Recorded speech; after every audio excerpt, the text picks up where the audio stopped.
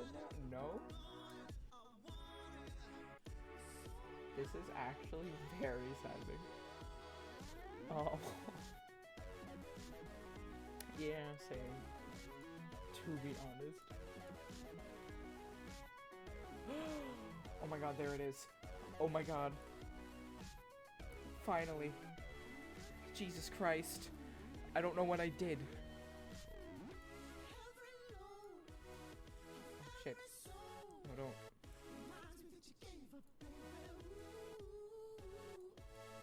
Why can't I touch anything? Oh. Oh. No.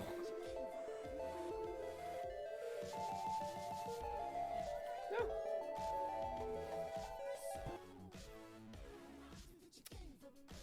Shit. What the fuck?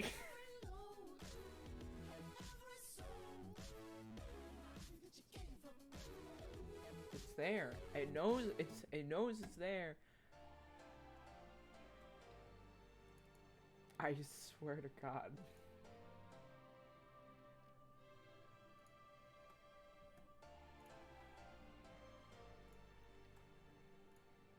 Okay, okay, okay, okay. I'm not gonna do anything else. Okay. And I'm unfortunately going to have to... Okay. You know what? I'll leave the music playing for right now. As to greet hello, because I didn't properly greet because of that whole mess. Hello. Very happy to be here. For some reason, I just had the mood to play a dating sim. So I asked my good friend and mod, Yanni, to choose between a certain selection that I had picked out. And she had selected, the... I think it's called Swooning for Stands. And it's not like, you know, the, like, the fans sort of stands. Oh, hi, Ravenly. Hello. It's good to see you. Just in time. I was explaining what's going on, and I'm glad you missed that whole scuffed beginning. But I'm playing a dating sim, and this happens to be the dating sim where you can choose to date one of the Grunkles from Gravity Falls. And since Yanni picked it for me. I don't know. It'd be funny. And honestly, I'm definitely gonna go for Ford.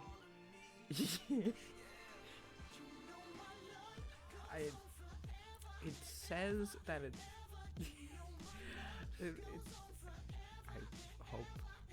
I hope it will be. I mean, it looked like it'd be a good game. Apparently, like, the creator of the frickin' of Gravity Falls, like, looked at this and seemed to like it. So I have high hopes.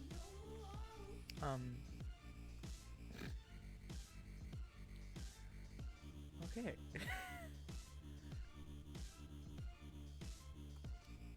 Alright, I mean, I guess I'll start. And it plays music on its own, so I'm unfortunately going to have to stop the music. I apologize. I know you were vibing Willow Wolf Heat, and I'm sorry. I feel like it would probably be just very conflicting for two different music playing at the same time, and you know, I don't want to downplay the game's in-game vibe, you know. I hope you understand. I'm sorry.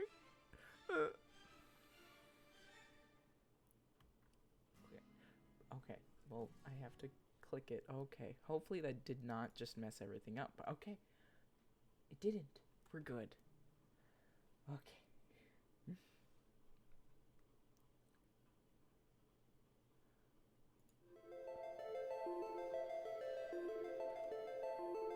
This time. Oh, I will also be reading. Wait, it's not too loud, is it? We're good? I mean, you can hear me properly, right? I can turn it down a little bit. It's pretty loud. It needs to chill out a bit, to be fair. Okay. I hope it will be.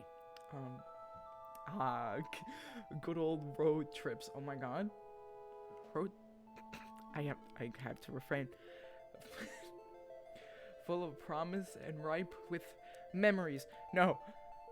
I'm sorry. Potential for adventure. Hi, Yanni. Oh, the music is still a little loud. Okay, I'll turn it down more. I'm sorry. Okay, that's how I did it.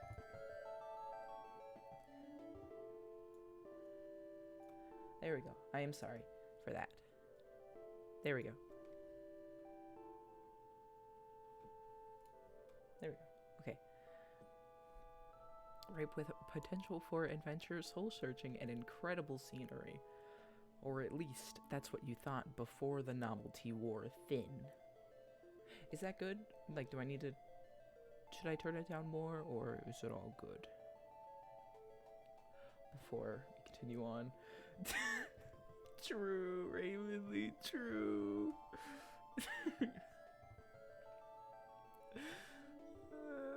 The past life I lived when I was 18. I'm disappointed in myself. As of now, sounds good. Okay, good. Your legs are cramping up. You've exhausted your travel playlist. Oh. B&B Twitter just died again 2 times over, and your stomach is begging for something to eat. On top of all that, you're pretty sure you're lost. Oh. Well, everyone else, feel free to let me know if the music is too loud. I will adjust if needed. Driving through Oregon paints a picture of trees, and more trees, and a little bit of dream, especially on the endless winding roads that you're taking up north. All that breaks the pattern is a sign that zips past with words that you're just able to make out. Gravity Falls. Ayo? Ayo? The road continues on. Giant redwoods looming on both sides. You find yourself anticipating something, because as you drive on, you can feel it. Something strange is bound to happen here. Something weird. And that's when it happens. Your car picks up speed. The change came out of nowhere.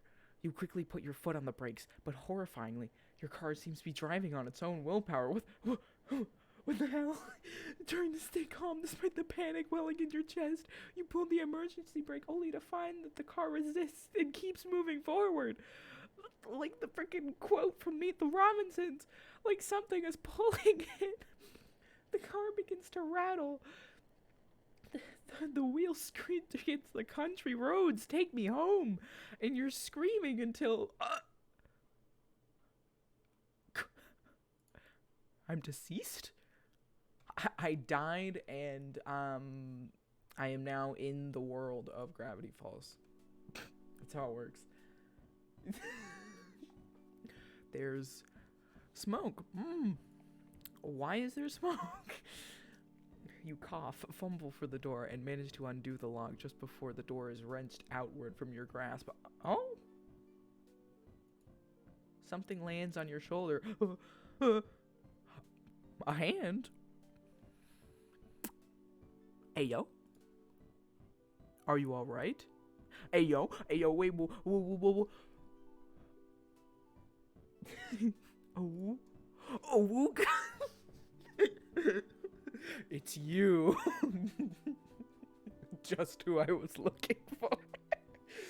A man stands at your open car door. His hand on your shoulder leaves to tilt your head up. Oh, huh? He pulls a flashlight from his coat, shining in your eyes. It's close enough. I mean, we're pretty close right now. Grunkle 4 was... Two blinks, and he lets your chin go. Ah, man, so close. His eyes dart over the rest of you. Ooh. I'm sorry. I gotta chill. Wait, is it frozen right now? I just looked at the screen. I am going to have a fucking aneurysm in a video game. Why didn't anyone tell me? I just look like I'm woogling at a frozen screen. Hold on, I'll do a quick save just in case.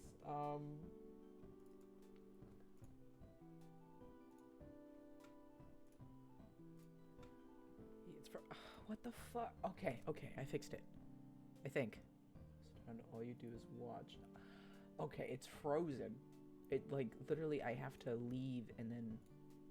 Okay, this is gonna be it. What the fuck? Hold on. If I make it windowed? Oh god.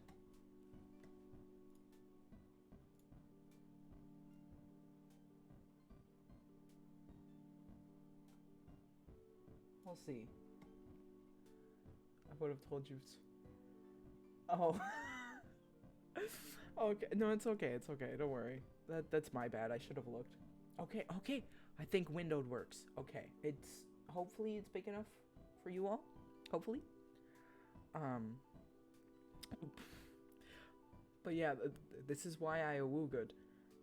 Man, I made all of those jokes and now it doesn't make any sense now. That's kind of disappointing, but it's okay. There are now more jokes to be made.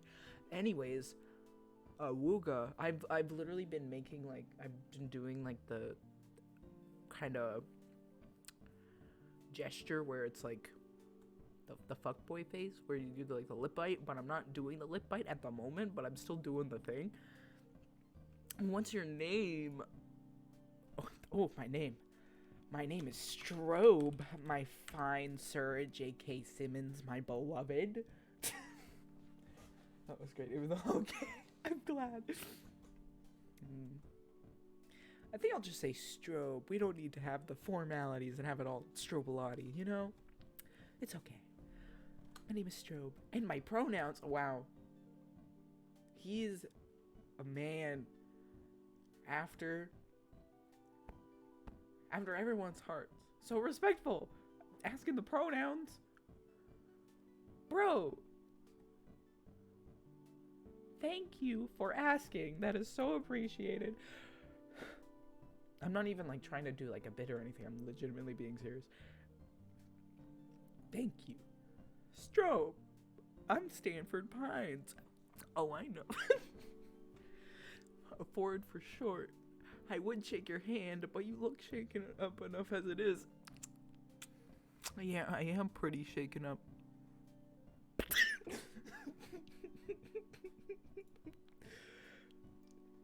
It's true. It's true, I am.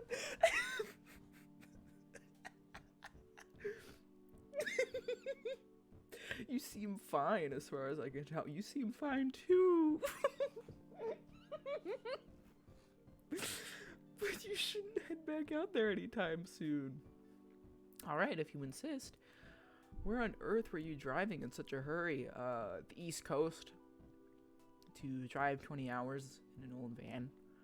You open your mouth to explain when a voice calls from inside the house. Oh? That's very... Oh! Oh no, it's totally okay. You don't need... there's no need to be nervous. I mean... I appreciate you wanting to ask at least, though. But yeah, my pronouns are she, her. That is thoughtful of you. People kind of tend to assume that I have he, him pronouns, and it's a very... it's just upsetting. So, thank you. Poindexter. Oh, I know who calls him Poindexter. This better not be one of your experiments again. I've had this place rebuilt too many times to... Hello? The owner of the voice walks out of the house and stops slack-jawed at the sight of your car. At the sight of my car, I'm sure. I mean... I'm doing like a vague gesture. Like, yeah, I mean, just imagine it's like my freaking persona. Like, literally this person that is just like a fucking cloud head is just chilling here, and they're just completely unfazed at me, but they're focused on the car. Instead of the side of, you're guessing, his house. That's a funky looking house, but I mean, it's true, but still, it's a funky house.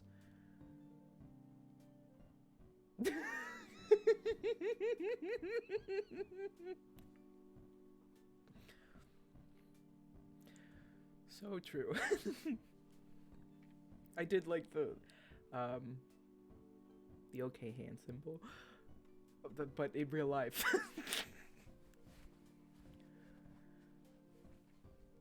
But hell yeah, I mean, I'm kind of more respectfully awoogaing at him.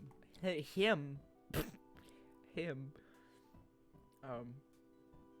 I mean, he's good in his own regards, but he's more my style, considering he's also a big D&D fan, or at least, you know, this show's version of D&D, and I love D&D. You must have hit your head earlier because you could swear you're seeing double. I'm quirky.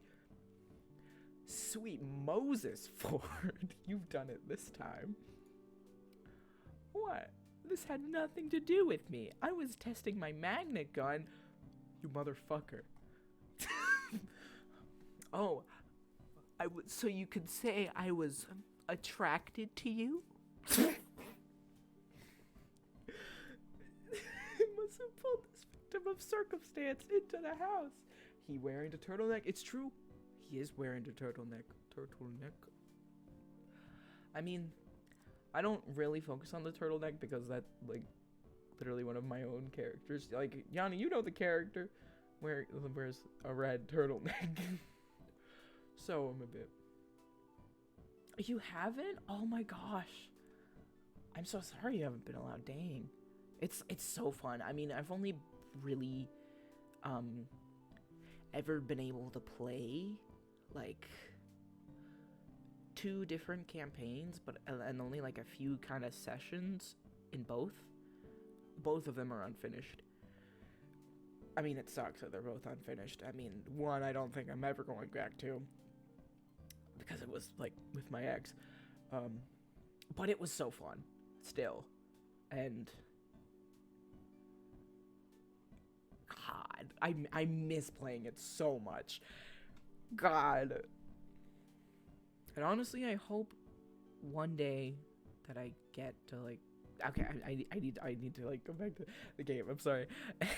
I'm like rambling and stuff, but hopefully one day I get to freaking play it with Rambu or something, because he's also a big fan. It's one of my goals. Not a bunch of clout. No, I want to be able to play D&D with Rambu. I suppose it is entirely my fault. I'm incredibly sorry. It's okay.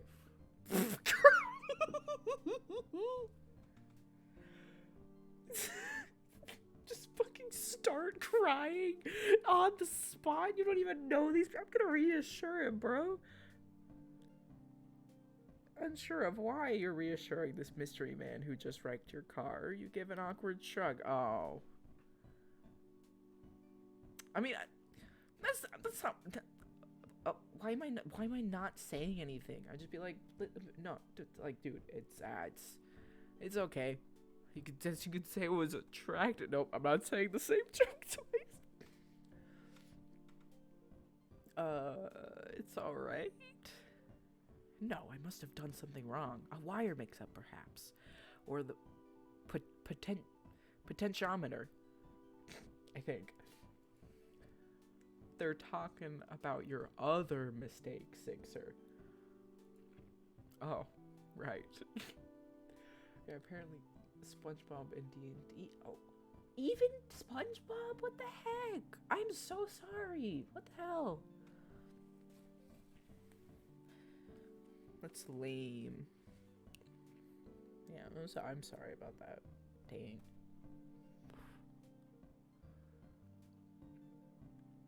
Hopefully you get like a bit more freedom now. Goodness. Hey, look, it's fine, all right? Sure, there's a dent in the hood from the Shaq's signage and a crack in the windshield that looks like an ominous triangle. Speaking of ominous triangles, I saw there was another dating sim where you could date Bill Cipher.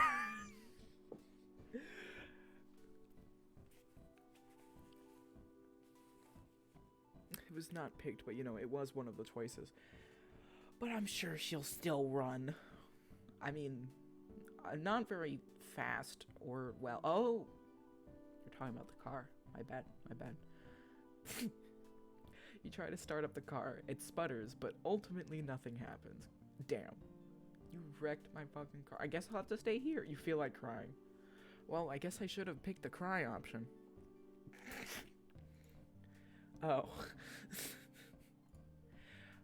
Well, let's call a tow truck for this unfortunate soul and forget. I'll take care of it. Oh? You'll take care of it? I did the fucking lip bite that time. You're right. It is cheaper to tow it yourself. Sixer, get that magnet gun out again. Alright. These fuckers. No, Stanley. I'm going to fix this. Yo? What? Ah, you fix this mess? I figured out a few alien vehicles in my time. Nah, you kidding me? It takes some sort of miracle worker to bring this baby back to life.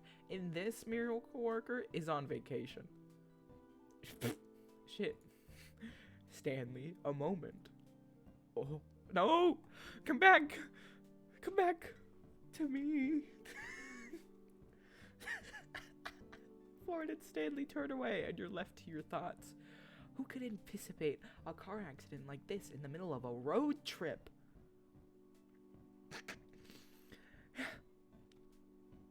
I reminisce about a past life. Things change, I get it, but because nothing lasts right. Sorry. Just... you can take care of the car, but how are you going to get home? That was really mistake. It's paved with memories. Ah! I can't scream that loud because it is late, but it's okay. It's the perfect time for DILF time. They run buses out here, right? So you take a bus out of here, and then no, we're not gonna take a bus out of here just yet. That is literally how Gravity Falls ended. And I'm not ready to cry. Ford clears his throat, shifting a little awkwardly in place. Seems like they've finished their talk. Alright, get back over here. I need to stop. I'm literally not like this in real life. Or just at all. So, there are a few options. My brother Stanley here could drive you out of town to find a place to stay for the night. Or you could stay the night here. Do I get to choose? We have some maps and information you can look at in the gift shop, and in the morning we can help you with your car. What do you say? Oh. I was literally doing... I was doing the fucking lip bite face again with the movement. I was so ready to answer. Just as you were about to answer, another high-pitched voice comes from inside the house. On Grunkle's stand, picture this, a whole week of, oh my gosh! Yo! Mabel! I love Mabel. The girl that runs out of the house comes to a hole at the side of your car. Oh, great. Listen.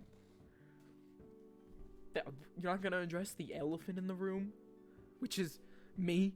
A literal cloud head over here, my guy? Okay. Grunkle Ford? Why is it that everyone automatically thinks I'm at fault? 'Cause you're a nerd! Well, this time it is my fault, but I've invited Strobe here to stay with us for the night, if she'd like. Oh, I'd very much like to. Ford. I'm sure I can fix this. I just have to figure out how. Stanley sighs. I could take a look.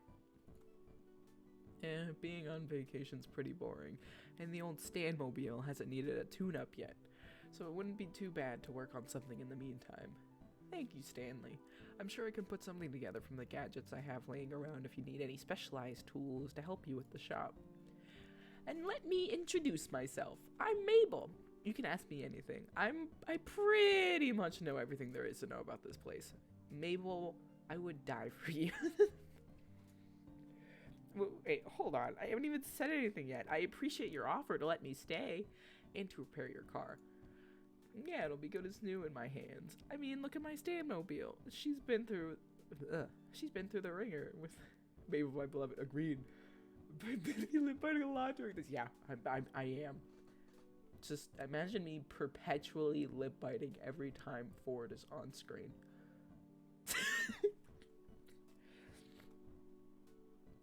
Been through the ringer knows how many times, and she's still a beaut.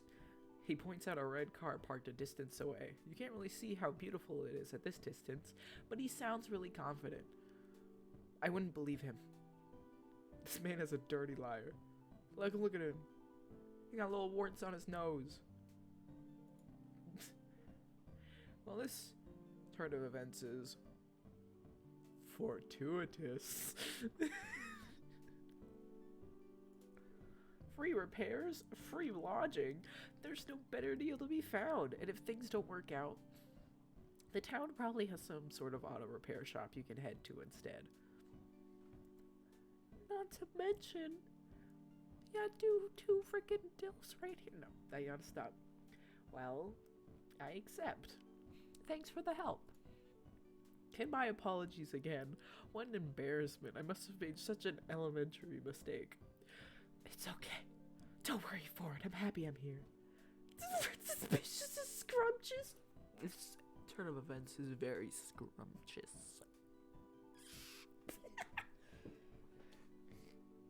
As the Pines led you inside the house, Mabel leaves her number in your phone for you to call whenever, and you find out that Ford's twin goes by Stan.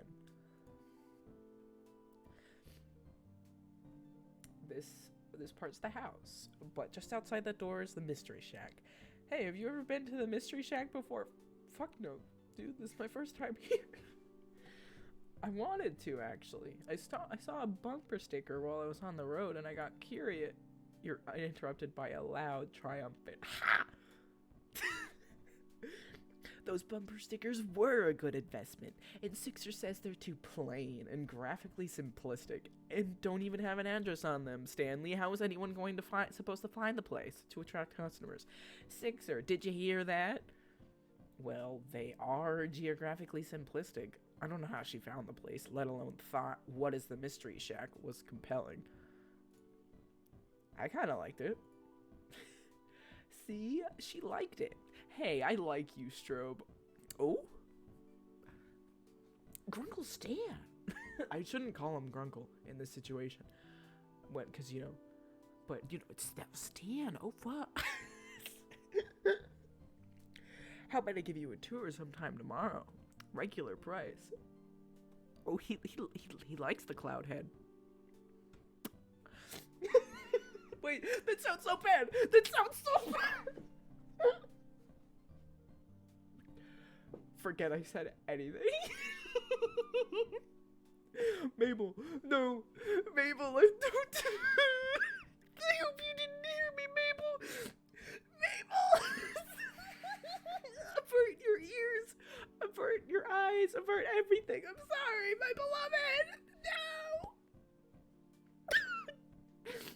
Ford, please. No, I didn't mean it like that.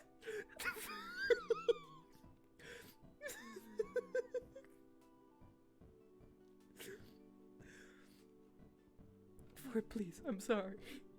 I'm sorry you had to hear that. Mabel, go. Get out of here. I'm so sorry, Mabel. I'm so sorry. Tomorrow, then I'll have to squeeze all my get-to-know-you questions in today. Strobe, tell me, capybara, yes or no? At that moment, a boy passes in the hallway at the far doorway, and Ford calls out to him, "Yo, it's the other nerd. You're gonna be scarred for life." I'm sorry, Mabel.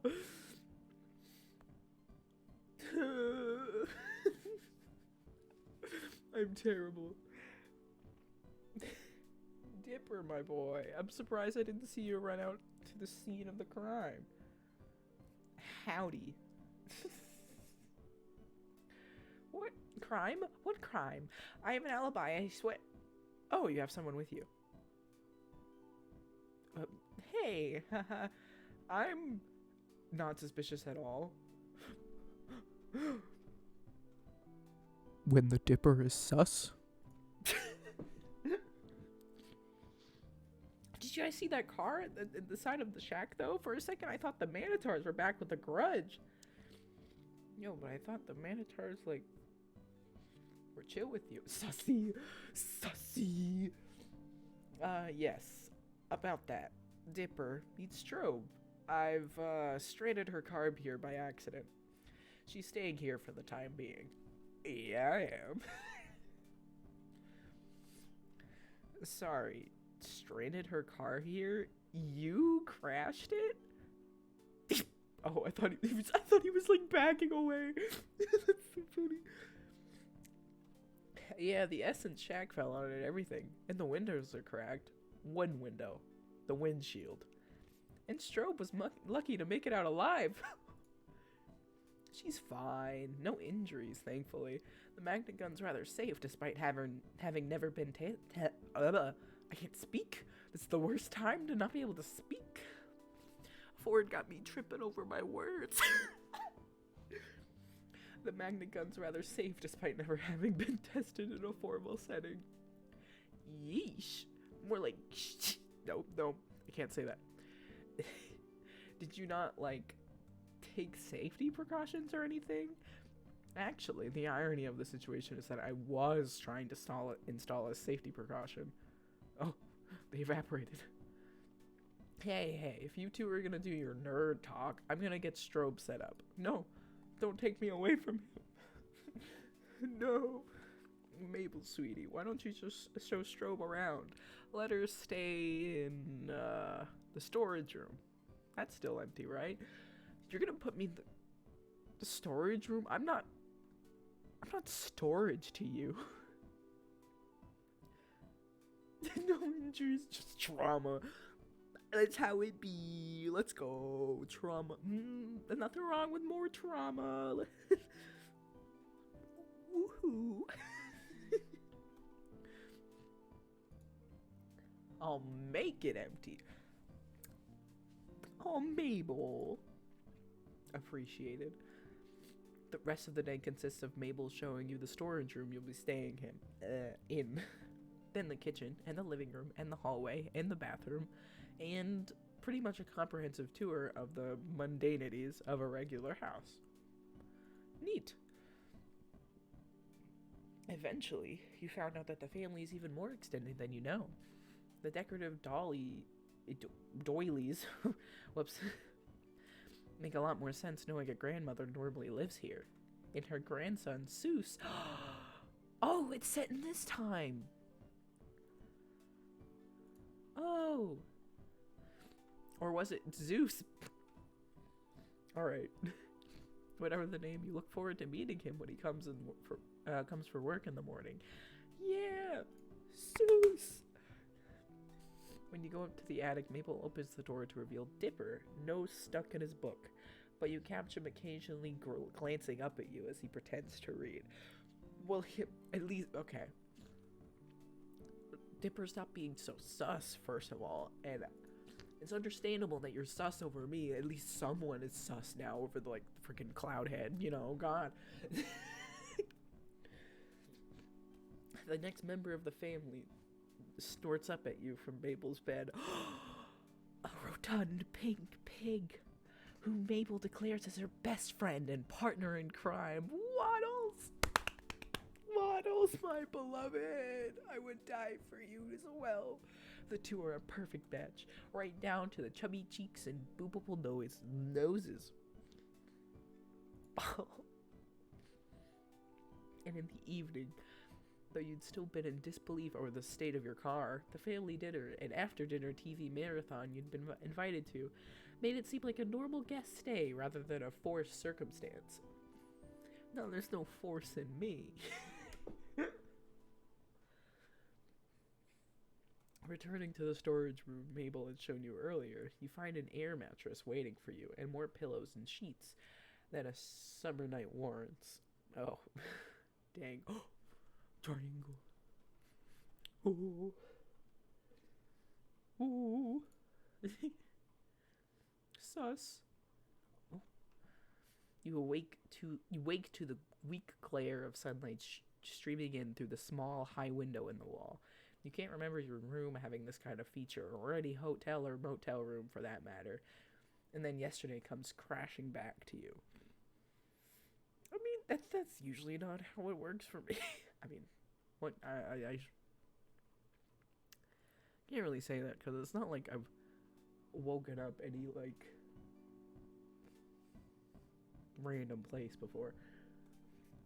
You glance at the time to see that you've slept into the afternoon like usual. Experiencing the accident yesterday must have left you tired out. I don't know why I'm so stuffy right now. I'm going to scream.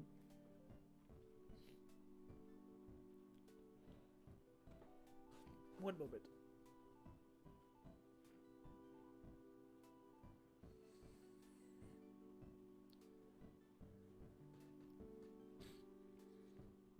Despite having been assured yesterday evening that you were free to anything in the fridge, you still feel like you're imposing on the Pines family and try preparing as polite a guest breakfast as you can.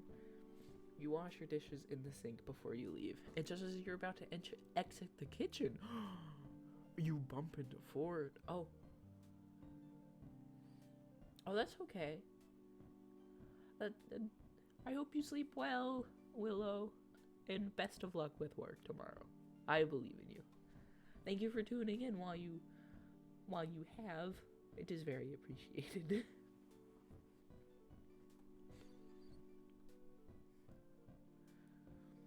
Oh. Howdy. You've returned. Excuse. Oh. Ah. Good night, Willow. Everyone say good night to Willow. Yeah.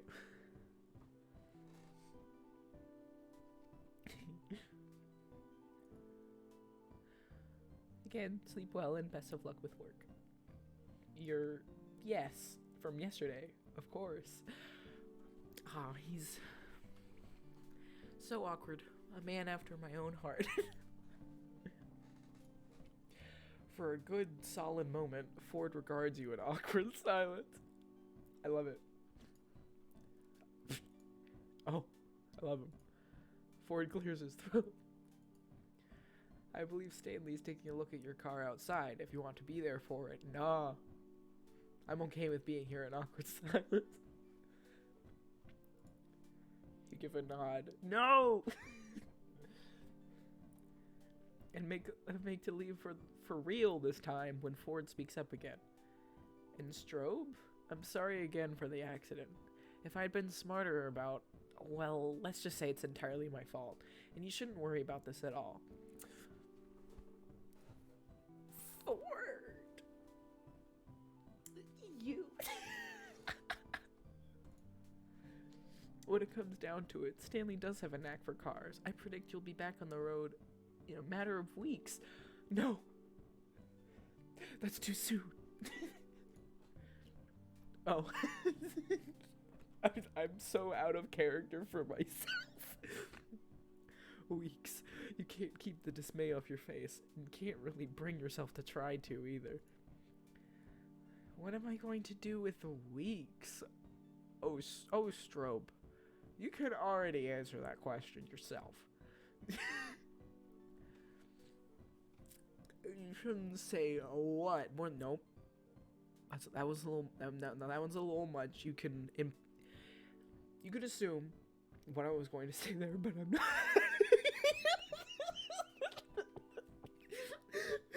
I don't know what's wrong with me. I'm sorry.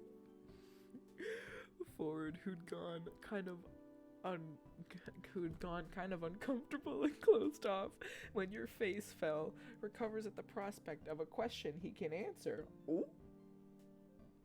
What is this game doing? I don't know. Send help. I don't know what's going on with me. Please.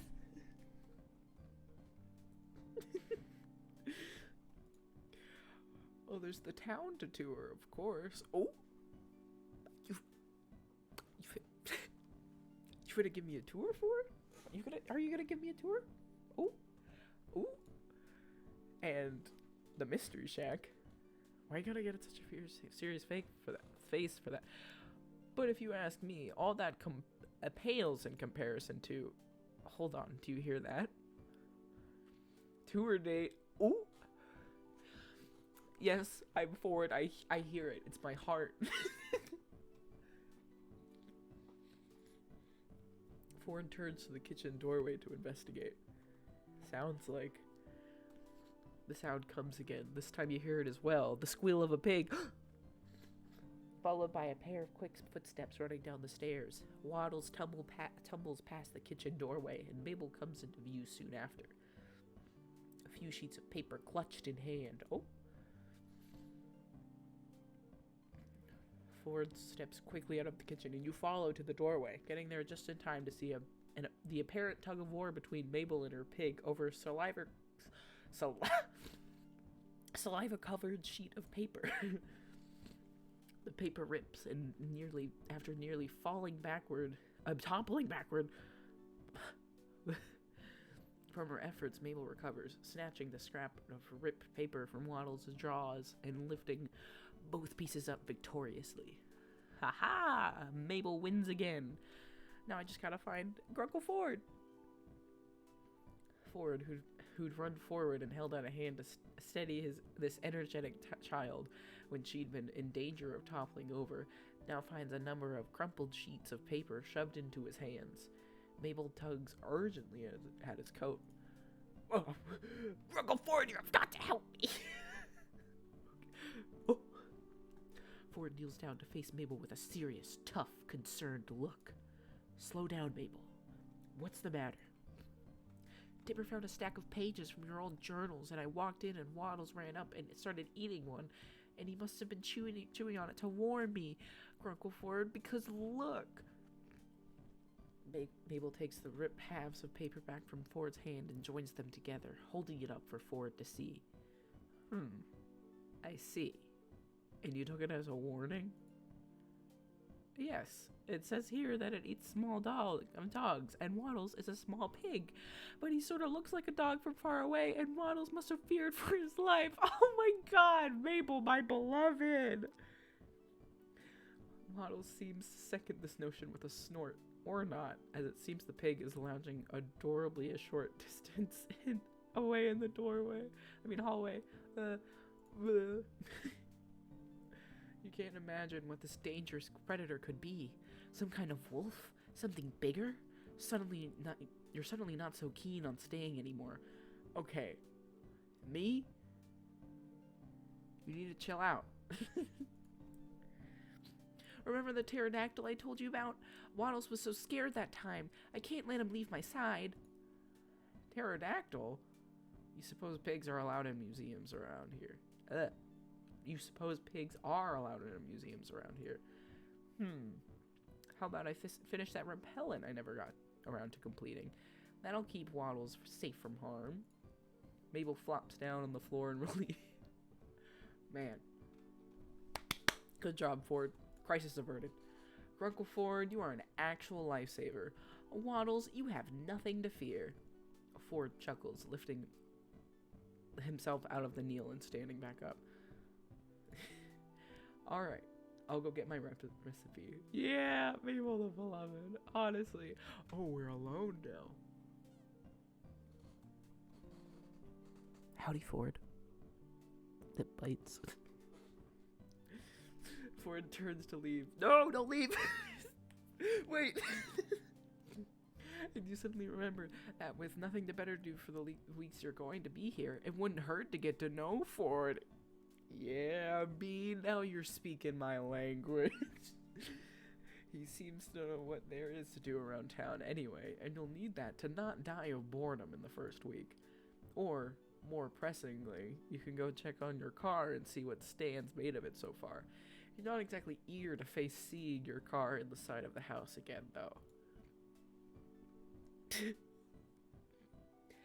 As if I even need a choice. Who gives a shit about my car? When Ford... I got a Ford right here!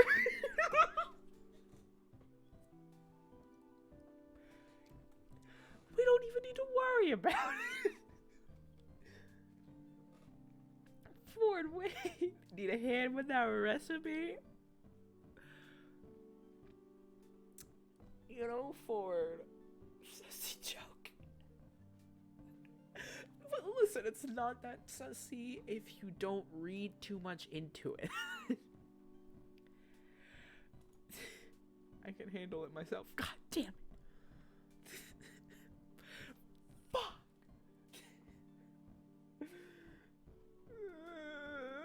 That's what the point of the mask is. Are you sure you're gonna use a hand? Ford looks away then, and you follow his averted line of sight to Mabel, who's just found something you couldn't catch. When she catches you looking her way, Mabel gives you a 100-watt smile, the picture of innocence. Ford rubs the back of his neck. Yes, I suppose I could accept some help. Let's go. Yes! Yeah! I'm okay. And with that, assured that Ford is on the task, you spot Mabel rolling away with models into the living room. Mabel helping. Let's go! Mabel! The ultimate wing woman! I love you, Mabel! Mabel, love it! Before we get started, I suppose I should give you an introduction. Strobe, tell me, do you believe in the supernatural? Yes, I do.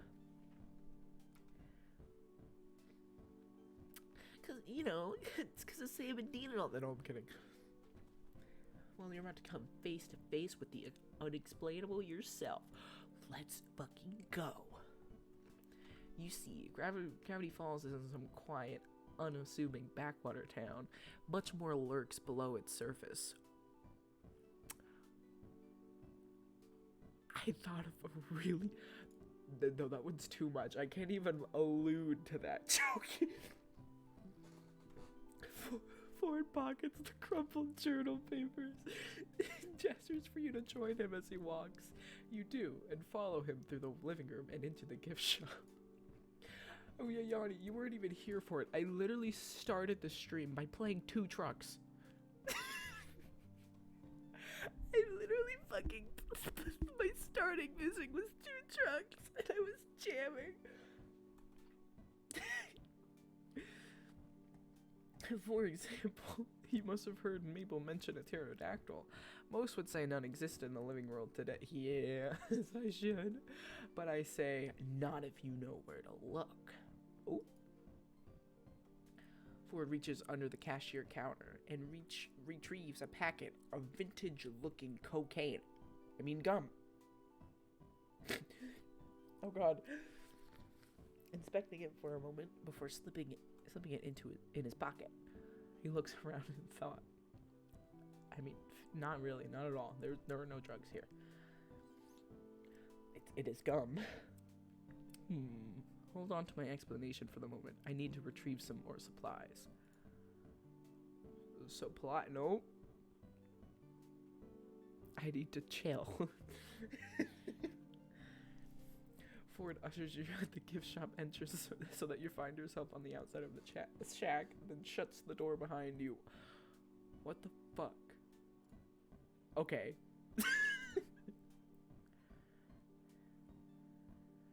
Turn and try to peer through. Respect the man's privacy. He's clearly got business in that gift shop. You correctly and politely just stand there until Ford returns. You maybe scan the sky for a pterodactyl while you wait. Understandable. Not too long later, the door opens behind you, and Ford joins you outside, looking no different than before. He must have stored whatever supplies he went to retrieve in his coat, but the trench coat falls too naturally on his figure for him to be hiding much. Yeah, it does. Where were we? Yes. I mean, maybe I should be, like, saving every time I make decisions so I can make sure that I get the Ford ending. Built Ford tough. Ford opens a pen, pulls a pen and pad of paper from his coat, walking as he writes. Just as you're about to head out, he stops and smacks his hand to his face. Oh, shoot. 1 second. Oh, okay, goodbye. Again. Ford hurries back to the house, realizing he forgot one important component to this adventure. Butterfly net. Before you get a chance to ask, he strides out ahead of you, obviously in no mind to tell you what it's for quite yet. Alright. I'll let him do his thing. Just like, alright then, keep your secrets.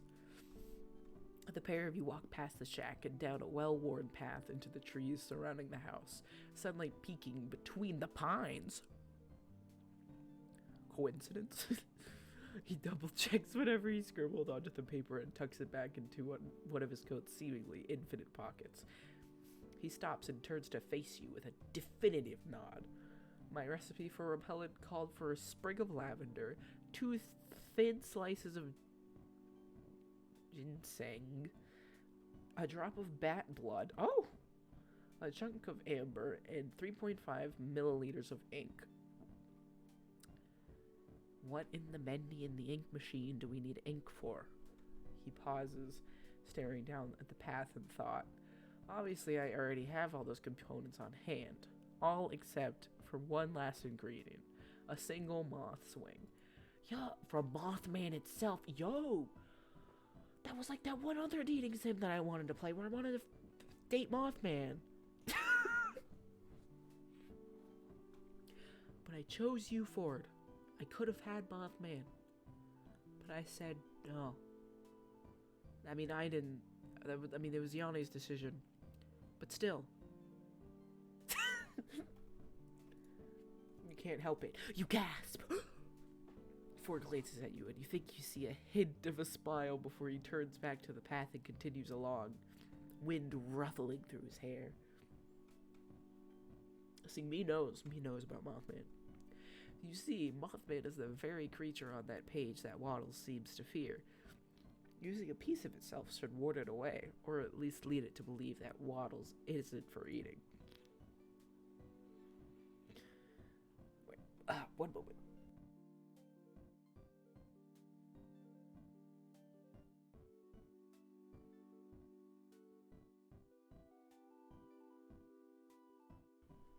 Okay, we good. Sorry. I would have already completed the repellent years ago if I managed to collect that wing. Yo, we going cryptid hunting. Was it too difficult?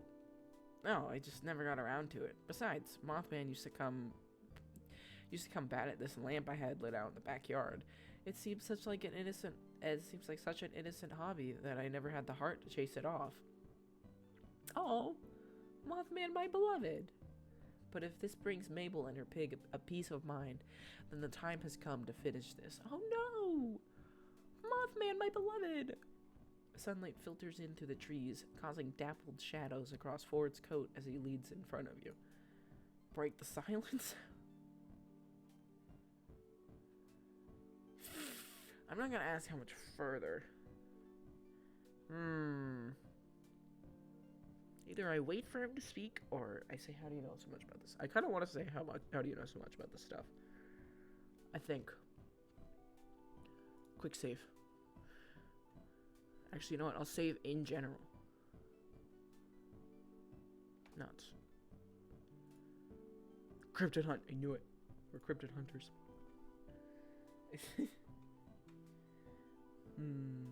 Yeah, I'll ask this. I study anomalies. Anything unusual? I mean, canonically, I don't know about this, but, you know, I technically already knew about this, so it's all good. It's fine. Anything unusual, strange, and just plain weird. I began my research in this town because it was, and remains, a hotbed of paranormal activity. Why did he have to use that term? I made this exact... I'm okay. I'm okay. I made this exact trip years ago. Though at the time, I had no idea where I was going. It was just dumb luck that I managed to tail Mothman back to its cave from my backyard. Navigating the forest by moonlight is poetic, but not advisable. I made plenty of other discoveries as well, from fairies to gnomes to amalgams of creatures who were never meant to cross.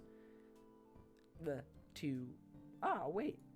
Ford reaches into his pocket and pulls out the slightly crumpled pages Mabel had pushed into his hand earlier, smoothing them out and shuffling through them. Take a look at these. They're more definitive proof than just my word. You accept the pages from him and find that they're scanned pages from some sort of journal, just as you'd heard Mabel say. Fluid cursive tales of Mothman, beard cups, scamp fires, and more. Ford gestures to them and explains. Hold on, I need to cough. Okay, I'm good. I detailed my discoveries in a series of research journals, the remaining pages at least. I wonder where Stanley was keeping these.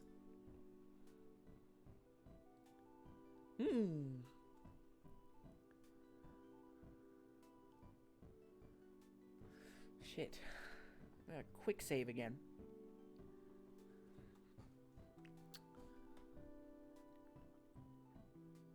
I'm gonna ask you to do these, because I feel like that's gonna go to complimenting him, his art.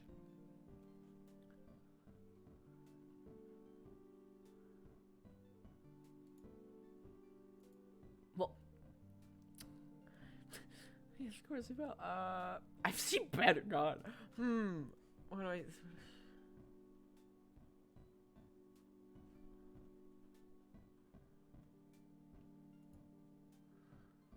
I'm gonna save here too. I love your wine work. Wow. Good for you. Ford is an artist. Let's go. Despite his understated words, Ford looks surprisingly pleased. I chose the right option. Let's go. Fellow artists, unite. Let's go. Art man. Yeah. Art man. Whoa.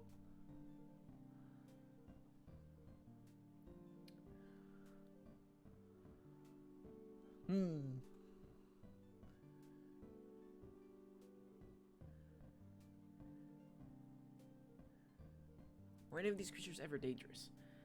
Oh, extremely. Some were worse. Dangerously annoying.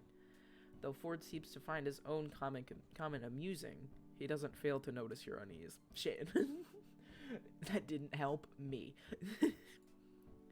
I do have weapons in case things escalate, so there's no need to worry. You brought weapons? That's sick. Not many.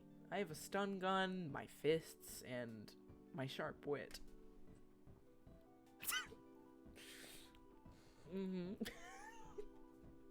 I feel safer already. I mean that genuinely, Ford. Ooh.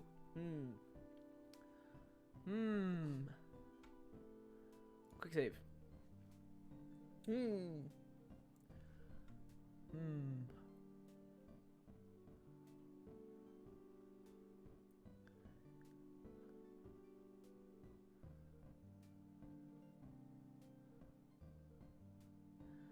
I kind of want to ask him about them, because, I mean, he is passionate about it.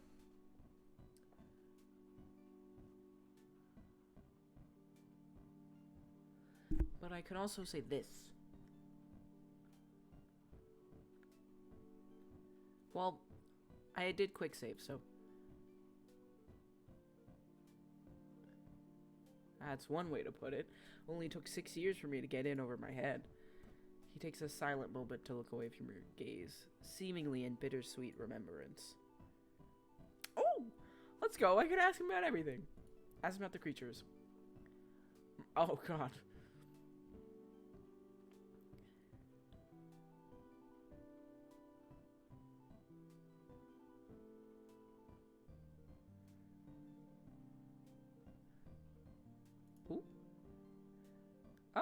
Yes, that's how we'll get the moth wing.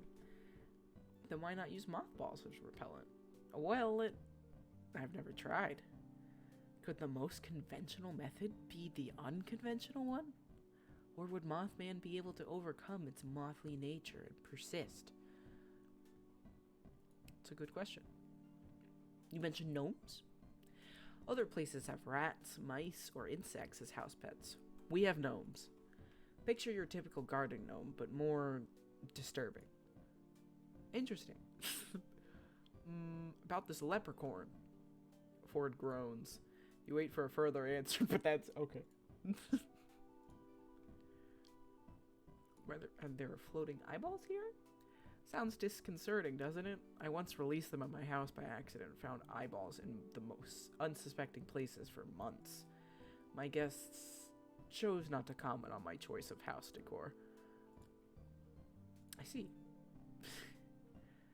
Giant vampire bats? Giant fruit bats, specifically. You know, wait.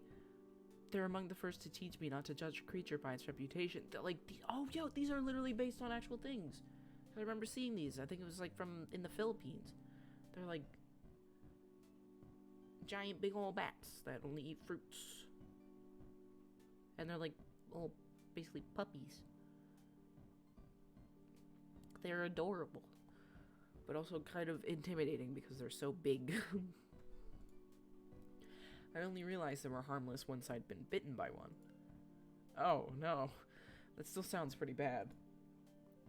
It actually healed quite fast. I attribute that to the health kick I was on soon after. I see.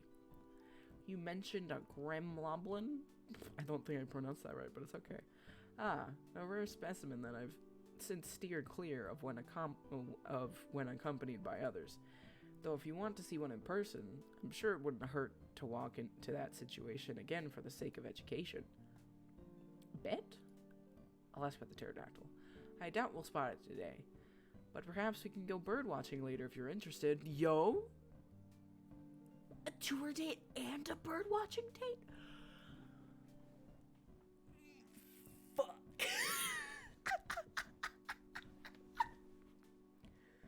I got 2-day plans.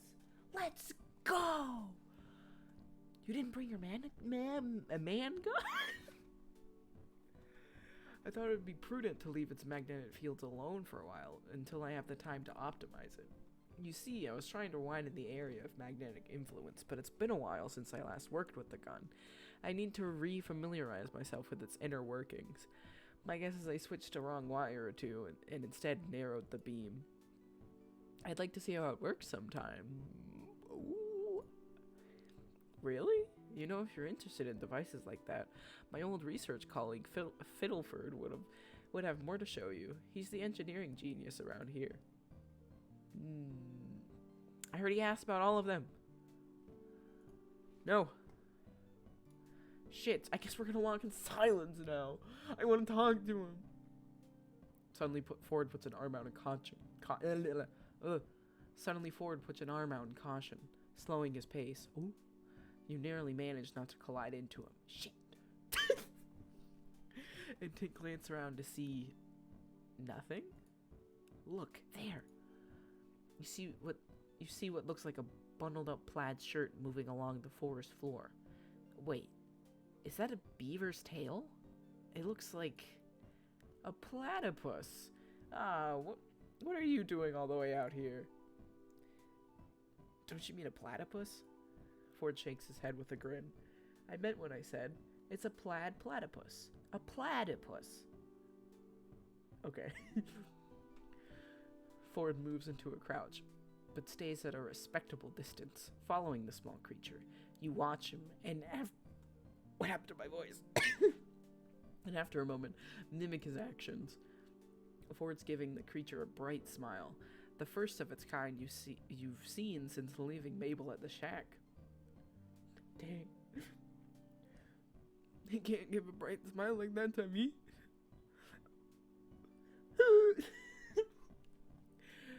You're a cute one, aren't you? And one of my favorite patterns, too. Why did I say it like that? Ford motions for you to move forward a little more to the distance he's maintaining. If I were to rate the oddities that live in this forest on a scale of least to most annoying, these little guys would get immunity. They have done nothing wrong, and I appreciate them for it. As the two of you watch in quiet appreciation, the platypus ambles into the underbrush and vanishes from view. What a cute little guy. That was adorable. The two of you continue deeper into the forest. The foliage seems denser now, and you look through the treetops for a glimpse of the sun, which has now dropped low in the sky. It had already been getting late when you left, but you hadn't thought Mothman would be this far out. Mothman definitely would be. Almost as though he'd read your mind. I can't speak still. Ford answers for you. Mothman is rather reclusive, and as such lives deeper within the forest than bolder creatures like the gnomes. The gnomes! Are you alright? Huh? That is, are you tired at all? I should have asked sooner. It's just that it's just been a long time since I've traveled with anyone new. Stanley tends to speak his mind without my asking. Quick save. I mean, realistically, I probably would be tired because like they have probably been walking for a while, but I'm gonna say I'm fine. I'm glad to hear it. Still, we still have some time until sunset. Let's wait here in the meantime. Ooh.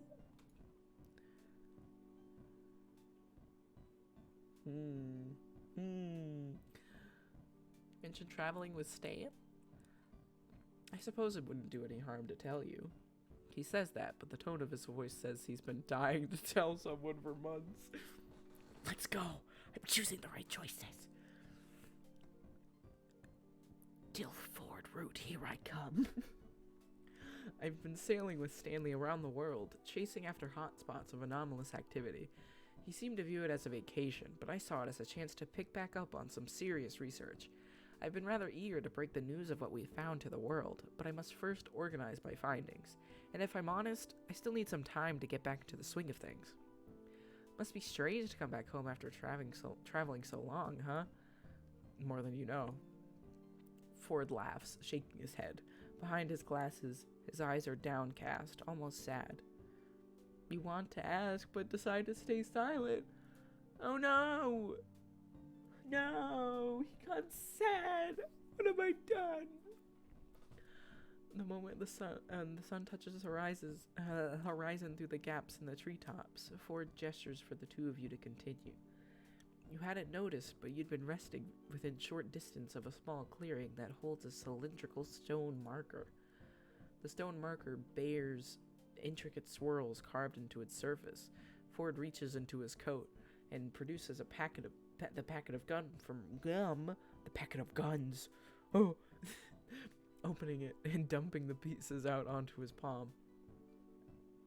Gum? Yes, thanks.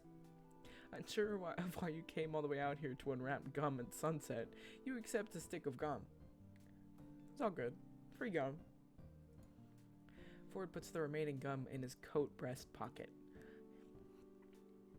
Breast. He unwraps the now empty gum packet to reveal that it was hiding a small piece of parchment, folded up to act as lining. He smooths it out against the stone, holding it under the deep orange-red light of the sunset. You step closer to look over Ford's shoulder. The parchment holds a detailed drawing of the swirls carved into stone, documenting every crack on the surface. As you watch, a golden cursive unfolds itself on the page, seemingly fueled by the sunset's warm light. Yo, photosynthesis? Ford reads the words as they appear. Such a place the Mothman doth rest, but please do not disturb his nest. If kindness be something thou bereft. Ford lifts the parchment a little higher to prevent his shadow from obscuring the rest of the line. Follow thy nature and turn left.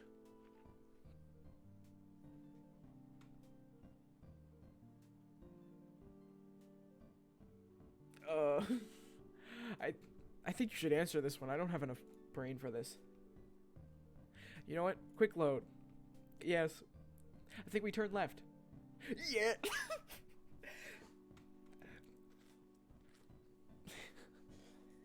First try. I think so, Strobe. Let's press onward. Oh.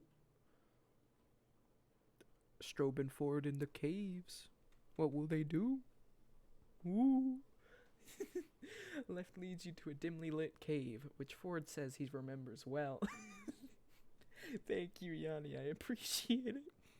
Except last time he was here, it was a pitch black since he arrived in the middle of the night. In the caves. We in the caves. Anything can happen in the caves. From its depths, you hear the faint sound of dripping water, echoing off the cave's shadow-shrouded walls. Why is there no music? I just realized it was silent. I will literally put on Bro Trip, I swear to God. You slow as your eyes attempt to adjust to the low light. Oh? Got mood lighting now, Ford. Ford pauses in front of you, reaching into his coat for something. Hold on. I have a flashlight in here somewhere. This cave has never received such natural light, you see, and... He rummages further, and you see a couple dice, the pad of paper from earlier, and a quill. He has some custom pocket work. Oh god, I accidentally tapped my headset. That scared me. Some custom pocket work going on in there too, and you bet one of his coat's inner pockets has a pen protector in it, because he's a nerd. Here we are, at last. Allow me to... Darn, out of batteries. Oh, we in the dark? In the dark in the caves? Oh. Wait, I think I have one. You pull out your phone and turn on its flashlight. The light is small, but it does its job. Huh. You saves our hides there, Strobe. I was about to pull out a matchbook. Oh, there's the music. That works too. You know. All in a day's work, Ford. With your light guiding the way, you and Ford move further into the cave, which yawns hide around you. Yawns wide, around you. It isn't until the sliver of natural light from the entrance disappears that Ford speaks again. It's been years since I've been here. Decades, even, at this point. But I'll always remember the eye bats as one of my first discoveries when I arrived at Gravity Falls. How did you find them in the first place? One got into my house, you see. I was making breakfast one morning, and one managed to find my cereal box. When I poured the cereal into the bowl, it came fluttering out, agitated, like it belonged there. The nerve! He still sounds so indignant even years later that you laugh. I wanted to contain it for further study, but unfortunately it managed to get away. As I thought about it afterwards, its pupil had constricted against the light, unfamiliar of the bright light in the kitchen. So either it's nocturnal, or it lives in the deepest, darkest cave in Gravity Falls. I found them easily after that. Did you manage to catch one? Somewhat. I came running through this cave with a butterfly net in my wits. You and your wits. I brought a working flashlight at that time. They all hid in dark corners. Once I turned the flashlight off, they flocked to me. I caught 18 of them that day, but it reminded me of the stealth uses of... Damn it! You was gonna mention D&D, I was so ready! I think the rapid sound of clicking claws against stone startles you, a shiver running up your spine. The dark. You turn off your light. Ford taps your shoulder and gestures for you to keep moving forward. Oh god, okay, I'm afraid now. Eventually, the narrow passage widens into a large room. The darkness shrouds the source of the dripping water from view, but as your eyes adjust, you see a strange winged shadow. A shadow with eyes that glow red in near darkness like rubies. Your breath catches in your throat as the realization comes over you. Mothman! Do we get to see some Mothman? Can I... Mothman? Where are you, Mothman? Mothman? Ford is apparently fairly close to you in the room. You find when he speaks a few inches from your shoulder. You catch the shadow of his arm swing out in a wide arc, like he's introducing you to Strobe, I'd like for you to meet the Mothman. Oh, he whispered. My bad. He whispers, but even if in the dark you see him grinning excitedly at you. Ford looks between you and the Mothman, apparently hoping for a dramatic reaction. Your speechlessness seems to satisfy him. Bro, this dude is such a nerd. I love it. Don't worry, it hasn't noticed us yet. Here's the plan. You make contact with Mothman and I... He pulls out a butterfly net and a large lidded jar. He's gonna jar the fucker. He's gonna put him in a jar. Like people do with the U2s. Now where that one came from within his coat of mysteries is lost to you. We'll capture one of the 100 moths that compromise it. Not the jar. It's a jar. Wait, I got to touch Mothman? The jar. Sussy jar. Yes. And it turns into 100 black witch moths. It's like experiencing a swarm of locusts. Surprising when you're not expecting it. Remember, even just a light touch is enough. You steel yourself, awaiting for his signal. He waves his hand to coax you forward, and then it's up to you to decide how to, well, make contact.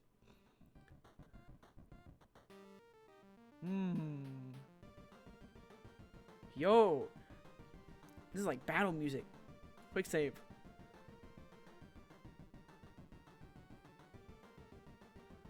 Run about back to its blind spot. No! Quick load. Approach with stealth. You tiptoe towards the Mothman, remembering Ford's comment on the dark and trying to channel your inner stealth skills. Of course. That's the moment your phone starts to blasting Taking Over at Midnight by Aunt Sandra. You're confused before remembering that Mabel added her number to your contacts and must have made that her custom ringtone.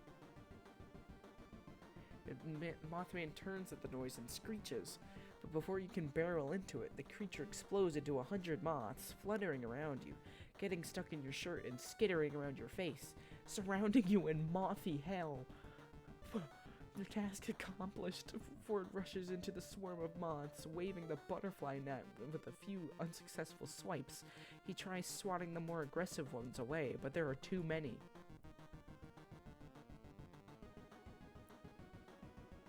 I'm gonna quick save again.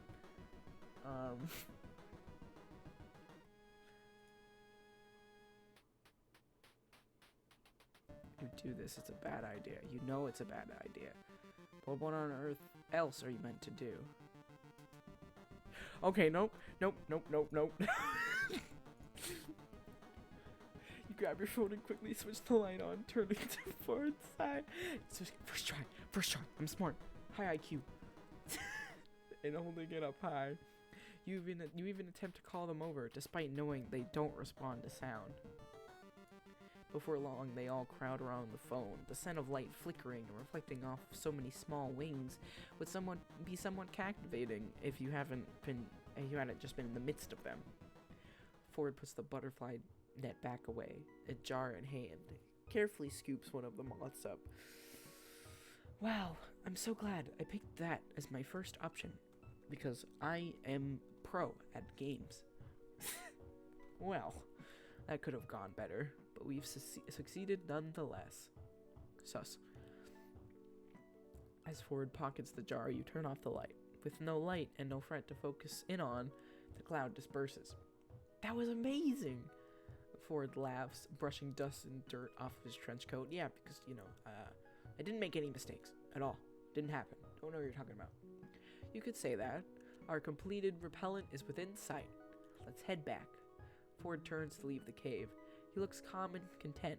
You, on the other hand, are buzzing with energy under an adrenaline rush. Should you go for a high five? Quick save? Because I'm definitely a pro and smart and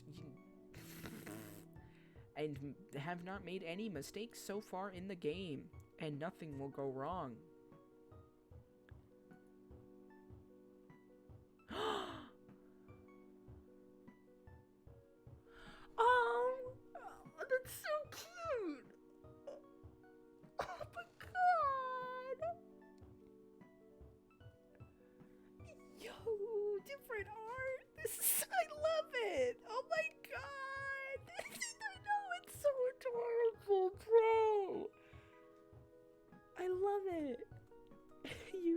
hand in a universally understood offer of a high five.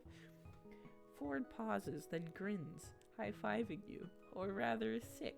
This is so cute! Wait! I was ready to be funny. That was so cute! When you and Ford and finally reach the cave entrance, you find the forest that you left in a dying light is now awash with a silvery glow. A gap between the leaves overhead provides a view of the night sky, along with a long string of stars. A few more steps and the Milky Way comes into view, looking as if a tear across the fabric of the sky. Ford notices you looking. Oh, he's looking at me? See something? The I can't believe I pronounced it wrong. The pterodactyl doesn't usually come out this late, but being a prehistoric creature, its behavior is rather unpredictable.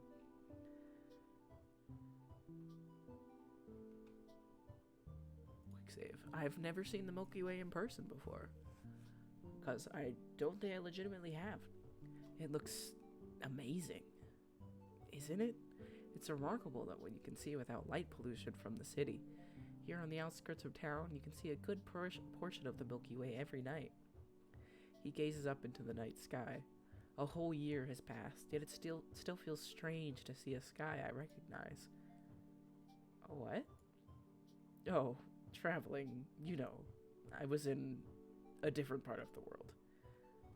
You both stare up at the sky in a comfortable silence for a few more moments. Yo, development! It's not on awkward silence anymore! The quiet of the forest settles in, along with a distant sound of flowing water, and you find yourself surprisingly glad that Ford had accidentally pulled you here, as if this was one of the moments you get to experience. Out of the corner of your eye, you swear you could see Ford looking at you instead of up, but when you tilt your head, you head back down, his attention is elsewhere. Yo! Ford, you looking at me? You're looking at me, yo. Hey, yo. Hey, yo. No. You don't need to look away.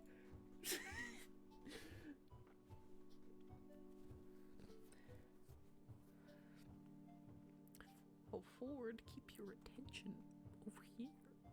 I need to stop.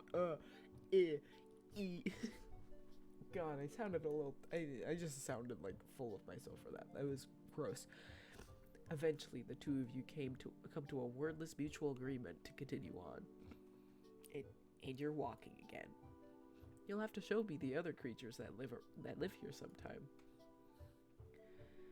You're glad you said so when you look over and find... I can't speak. One moment.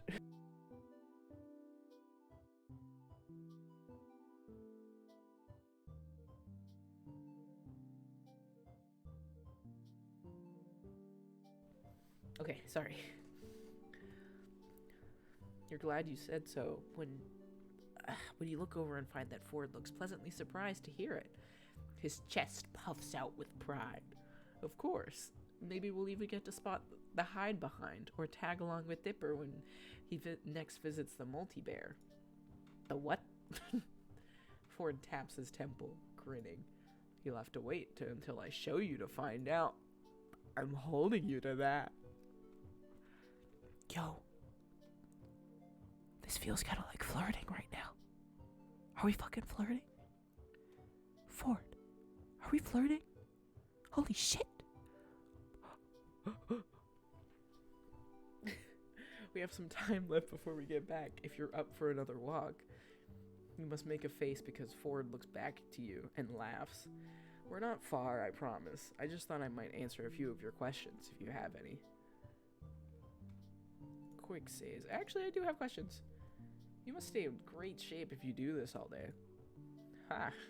You know, actually, this sort of thing isn't part of my exercise regimen. You have an exercise regimen? Ford, are you ripped?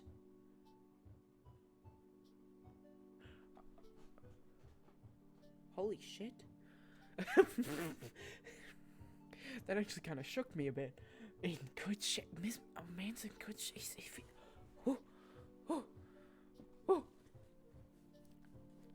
Show proof. Yes. Show proof right now. Proof or it didn't happen. Right now. Ford. We're in the forest. We're alone. It's all good. We got mood lighting. Proof. Proof right now. Give me proof. Proof. Let me see.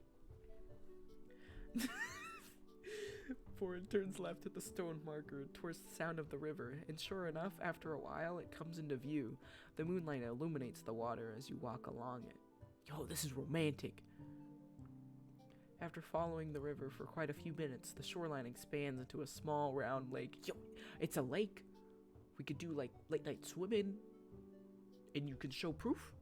Proof maybe? Spare proof? In the center of a clearing, overhanging it is a large flat rock, the kind that can be used as a less than effective diving board in times of emergency. The emergency being that one just had to jump into the lake. This is the perfect situation. God damn it. However, neither yourself nor Ford really look in the direction of the diving board. He leads you towards the edge of the lake where a relatively flat boulder could substitute for a bench. The two of you take a seat. Bench? the bench? Oh, yo, I would love to break the silence. Let's go.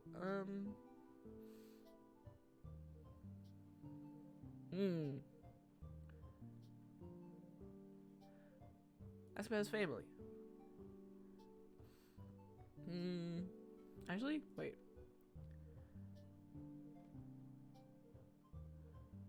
Ask Ford about the stars. You ask Ford if he has a favorite constellation, and his answer comes faster than you expected. Orion and Ursa Major, without a doubt. What about you?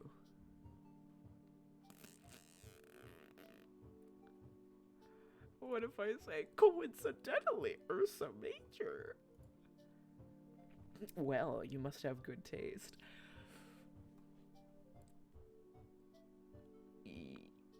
Yeah, I do. Stop.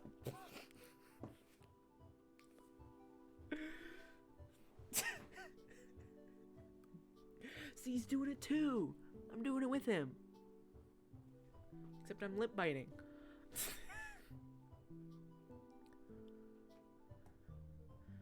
about other creatures. You said to wait, but I can at least get a preview of what I'd be getting into? Not content to leave them to discover yourself, Well, has anyone told you about the Gobblewonker? You snort, taken aback by the name. But compose yourself. Yo, he is lip biting. Yo! I'm in. I'm in. We're mutually lip biting. That means we're in. But compose yourself when Ford simply raises an eyebrow. I don't think so, no. Not even in the tourist guide? Does the office even read my letters? Ford mutters to himself something about updating the tourist guide to warn against local dangers. He sighs with the frustration that's reserved for bureaucracy, but soon lightens up at the prospect of getting to introduce you to another strange creature. Well, the Gobblewonker is a large sea creature that lives in this very lake. One could say it's our version of the Loch Ness Monster. Sorry, I literally paused there and did a lip bite it. My old research assistant apparently saw it at some point. He said it was large, gray, and scaly, with a long neck like a giraffe. You wouldn't have had any odd sightings yet, have you? It's only been 24 hours, but my own first encounter with the strange occurred. I can't speak still. My bad. Occurred shortly after my arrival as well.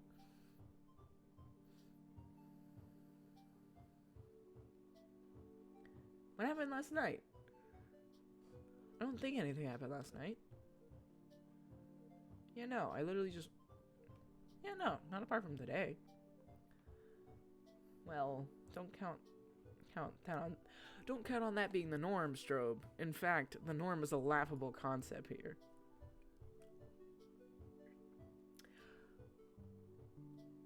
Well, can the norm happen to be not getting with, but never mind. The Mystery Shack. Ah, yes. The Mystery Shack used to be my house once upon a time, and now it's a tourist trap. I'm glad for what it's become as a home. I just wish it weren't so offending to each of the senses. As about saying, are you really okay with me staying here? Absolutely. I owe it to you after all. You helped me today. However, you helping me today, however, was not part of the plan. You're making it rather hard to settle my debt. I think you did me a favor just by letting me come along today. The two of you share a smile. Ford looks out across the lake in thought. Strobe, I have to admit, I didn't want to take you with me earlier today. I thought I'd be walking myself into an uncomfortable social situation. Mood, I understand completely. So did you, to be honest. Shit. I'm in character again. And you did well out there. Not many tourists could handle the kind of task we just completed. This had the potential to have gone disastrously. I beat a butterfly net against Mothman, easily a 3% success rate. Sometimes the more Ford speaks, the less reassured you feel until all that's left is a distant unease. You smile and nod anyway. The two of you sit in another moment of quiet, night air pleasantly chill around you, until Ford again breaks it. We should head back now. I'm sure Mabel will want to hear we've been successful. You stand and give Ford a hand up from the makeshift bench. Ford takes the lead again, and soon you're no longer able to catch sight of the lake when you glance back. Ford gradually adjusts his pace to yours, walking side by side with you in companionable silence all the way back to the shack. Ayo. I think I'm kinda in right now. One moment, I'm trying to glance at my notes to make sure I did not miss anything. Okay, there we go. We're good. I did not. We're fine. Almost there. We recognize from the incredibly flashy signs touting phrases like Mystery Shack this way and Sasquatch to your left that you are extremely close to arriving back at the shack. Back at the shack, that rhymed. Let's go. As you and Ford leave the tree line, you see the bright lights shining on the porch. You make out of the faint outline of the kids' shadows as they run through the house and emerge in the attic window. And Mabel pushes it open, leading out. Grunkle Ford, finally! You guys took so long. I had time to cover waddles and macaroni. Bro, why would you do that? I have my reasons. Did you get the thing? Yes, and I'm coming inside so we can stop shouting. Strobe, come along. We've got a pig to save. Yeah, we do. Ford strides to the shack, not the sack. A man on a mission. You grin and follow, but not before taking one last look at the night sky. Yeah, maybe your stay won't be too bad after all. Back inside the shack, the grand conclusion to your expedition to the Mothman's cave is spritzing Mabel's pig with a newly finished deterrent until the poor piglet reeks of lavender. At least it smells nice. You see Mabel and Dipper head up to the bed looking sleeper than usual as a result. Something about lavender is so soothing to the senses that you crash out fairly soon afterwards, face first on your makeshift bed. Yo. We got a love beater? Can you give me dating tips? You're good at this. Let's go. I am a pro. I love it. That was so cute. That was cute looking at it. Thank you, Mabel. I'm glad you're recording it. Let's go. Yes. You wake up to a loud crash downstairs. Not entirely uncommon in this house. Yeah! I'm doing it. I'm getting with him. Not entirely uncommon in this house, you're quickly finding out, but still disconcerting. More clatters and thumps lead you to the kitchen, where Mabel teeters on a short stepladder in front of the pantry. Standing on her tiptoes, she reaches as high as she can for a small yellow box on the top shelf. Pancake mix. Without a word, you go to her side and pluck the box from the shelf for her, placing it into her outstretched hand. Oh, Strobe, thank you. Of course, Mabel, my beloved, I got you. Grunkle stayed and put it on the top shelf for some reason, but I need some Mabel cakes. It's a breakfast emergency. She waggles her free fingers in your face, and you can't help but laugh. You can tell the house becomes more alive when this kid's around. True. Want to help me make them? We only need chocolate milk, coffee, pink food coloring, and Pato Goldos to make this breakfast dream a breakfast reality. As delicious as that sounds, you're inclined to ask where the coffee comes from into the mix when you realize the house is suspiciously quiet. Mabel, where is everybody? Oh, Grunkle Stan needed stuff for your car, so we went to go to get mechie techie stuff for that. I think Grunkle Ford's somewhere.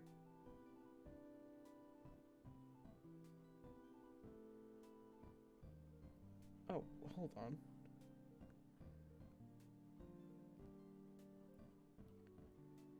Oh, apparently Rambu's spamming the Rand mail thing. I just noticed it.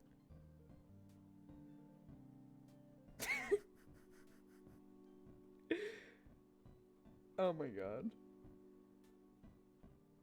He's just like live messaging his gaming, his iMessage experience, iMessage games with Tomo. My bad. He heard the abominable bro man was trying to steal soda from campers, so he went to go help them out. Yep, that's where he went. Totally knew that. So they left you guys to make breakfast on your own? You don't know the family well enough yet to know this is commonplace, so the idea of leaving two teenagers alone to fend for themselves seems fine. If one of the teenagers wasn't Mabel anyway. You still don't know how coffee fits into her Mabel cakes, but now you don't really want to know. Dipper attempts to hide the pancake mix from Mabel while she's grabbing the chocolate milk from the fridge. Apparently he doesn't want to find out either. Mabel, while your Mabel cakes sound absolutely divine, why don't we... Quick, think of something so you don't hurt her feelings. Quick save. Go out for breakfast. Is there somewhere we could go out to get breakfast? We should really save the Mabel cakes till your great uncles get back. I know they wouldn't want to miss them. When I want to perfect my recipe, I have to get better at cooking and baking and stuff so I can survive out there in the world. What if in high school I'll have to bake stuff and people are better than me? Mabel looks very agitated, tugging at her hair with both hands. If I can't bake the perfect Mabel cakes, I'll never be on Bad Dreams dining dreams. I gotta impress Gerald Rambone. Strobe, it's my destiny.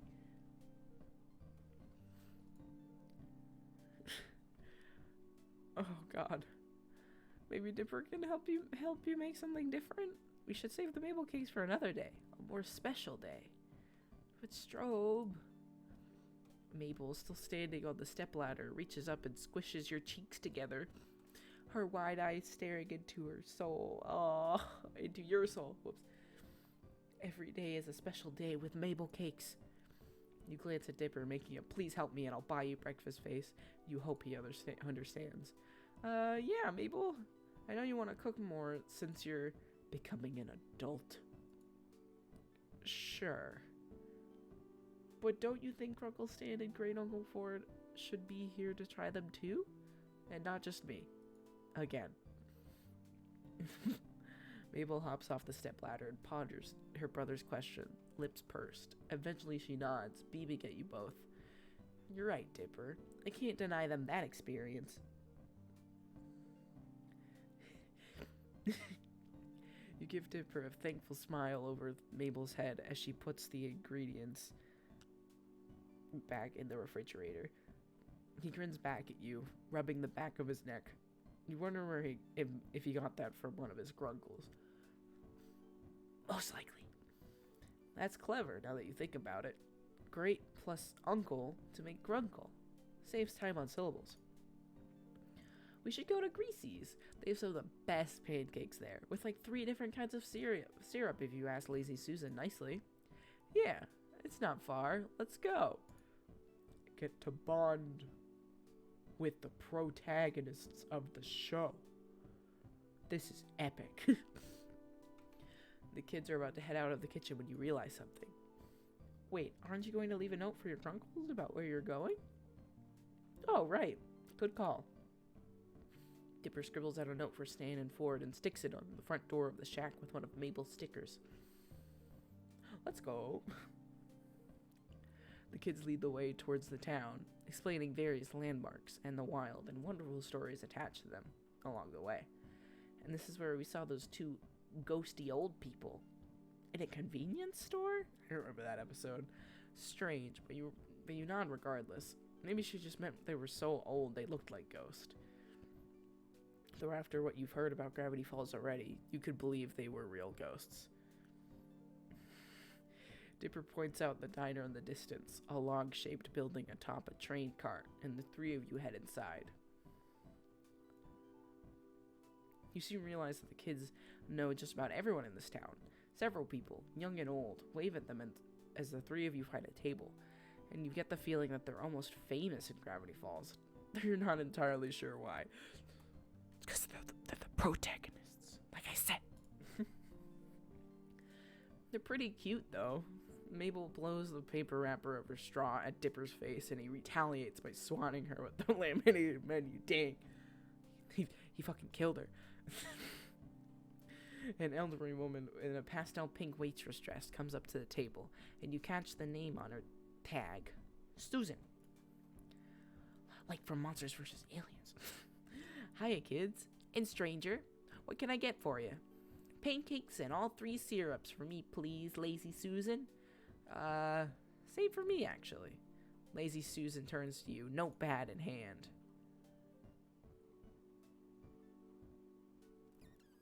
I want...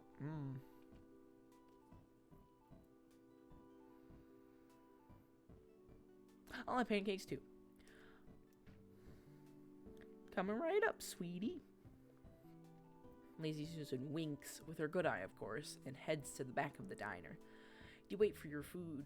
The wait for your food to arrive feels longer here than most, mainly due to Mabel and Dipper using this time to interrogate you. Oh, great.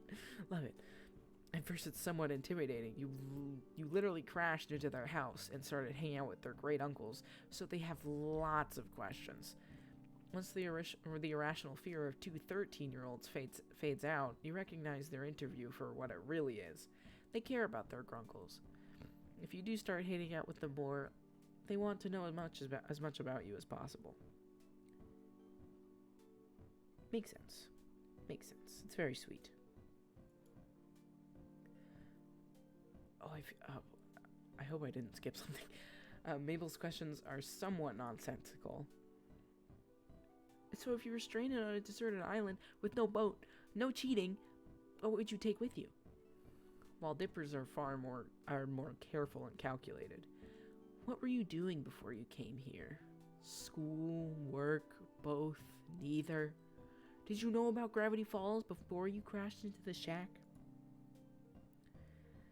You immediately know which grunkle each twin takes after. Stan and Mabel, goofy partners in crime, versus the quiet brainiacs, Ford and Dipper. It's an intriguing contrast, especially now that you're thrown into the middle of the bunch. But as the twins race to see which syrup bottle drips into their mouths the fastest... Okay. Dipper's blueberry syrup beats Mabel's classic maple by half a millisecond. You swear on it. You know that these kids do a lot more for their great uncles than just be cute counterparts. And here we go. Enjoy, kiddos. Let me know if you need anything else. They see Susan gives out the respective plates, and the kids go quiet, shoveling down their food like they've never been fed before, between mouthfuls to get a few more questions about yourself and your theories on aliens versus which member of M Synchronized was your favorite. But the table is near silent as the three of you eat. I see. That is until Mabel speaks up through a mouthful of pancake. So, Strobe, if I've totally made up an real situation, if you had to pick who your favorite was, who'd you pick? Grunkle Stan or Grunkle Ford? Oh. This seems too planned compared to her other cutesy questions. Dipper elbows his sister, not so subtly, and she elbows him right back, wide eyes staring at him in a sibling-linked look you can't decipher. Cipher? Bill Cipher? Whoa. Like, say you're in a movie. Like one of those weird movies Grunkle Stan watches on TV with the ladies in poofy dresses riding horses. Awfully specific, but you let her continue, taking another bite of your food. You're the main character of this movie, and you got two guys who are both madly in love with you. This one doesn't mess around with getting right to the point, huh? But you could only marry one of them, so you could be next in line for the throne. What would you do? If Grunkle Stan and Grunkle Ford were your choices, who would you go with? Mabel, that's kind of weird, isn't it? Like, really weird. And kind of gross. Come on, Dipper! This is important information that's vital to my research. What research? None of your business. Yet. But I'm still gathering other research. Mabel leans towards Dipper's ear to whisper, waggling her brow at you before she replies. Not a whisper, but quite the opposite. Research into how you're a huge nerd. She got him. Damn. And with that, Mabel catapults the spoonful of melted butter from atop her pancakes onto Dipper's cheek with a very satisfying splat. Dipper jerks in disgust, but retaliates by smearing strawberry syrup onto Mabel's nose, a drop of stickiness plopping onto her sweater. Ew, gross. You're gross. There's no vitriol, I think that's what that word is. Lots of giggles and a few more various food missiles. Eventually, syrup streaks Mabel's cheekbones and some of her hair, and Dipper has a small piece of pancake stuck to his face. You guys are dorks. Maybe you're right, but we're twins, so it's adorable. If you say so, Mabel. Wait, quick, Strobe, take a picture of us while Dipper's got pancake on his face. I have what? He swipes quickly at his face, and after several passes, gets it off. Aw, I was trying to get more candid pictures of us. Mabel, you have syrup everywhere. Really? Oh, then it would have been a perfect photo. Here, let me get it. Your hands are sticky enough. You get back up with napkin in hand and try to wipe some of the syrup off of Mabel's cheeks. The excess syrup wipes off easily, but a good portion doesn't budge. Dang.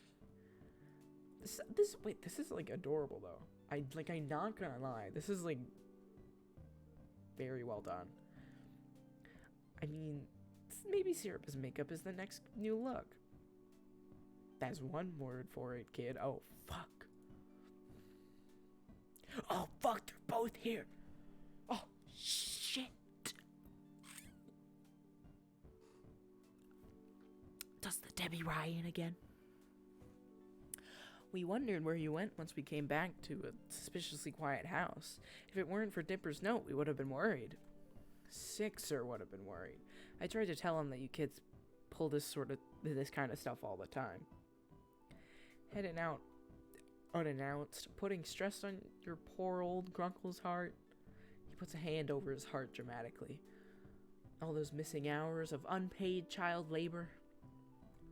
Actually, that note wasn't me. Well, I wrote it, but Strobe's the one who said we should, so Strobe's the one who said we should, so that you'd know where we went. Both Ford and Stan turn to look at you, surprised. What the fuck? What? Why is that such a surprise? Hello? Sorry? My bad? Really? Figured these two knuckleheads drag you here. Why not make breakfast at home? This place is at least a 15-minute walk from the shack. Well... You glance at Dipper, swiping his finger across Mabel's cheek and licking the blueberry syrup off. Mabel has a pancake in her mouth, chewing on it like a grazing sheep. I wanted to treat them to something, I guess. It's the least I can do. You're letting me stay with you and fixing my car? I thought since you were gone, I'd take these two out for a change. Also, Mabel was gonna make Mabel cakes again. You're just mad you can't even make toast right. Shit. What? Yes, I can. I burned it one time. One time. Dipper holds his syrup-tipped finger in the air, indignant. Well, Mabel wanted you guys to try her Mabel cakes too, and since there wasn't much food, I'd figure I'd take them out. Stan snatches at the pancake from Mabel's mouth and takes a bite out of it. Damn! She was eating that! Man, cackling when she stands on the seat to try and grab it back, climbing over Dipper to reach. Aside from the kerfuffle, you catch Ford's eye. Was he staring at me? Yo? I mean, technically, if we're thinking about it, they're all staring at me right now, but I'm trying not to think about it. As soon as he realizes, he quickly sets his gaze elsewhere. Ooh? Ooh. Ford was staring at me. Don't look away, Ford. It's okay. You can keep looking.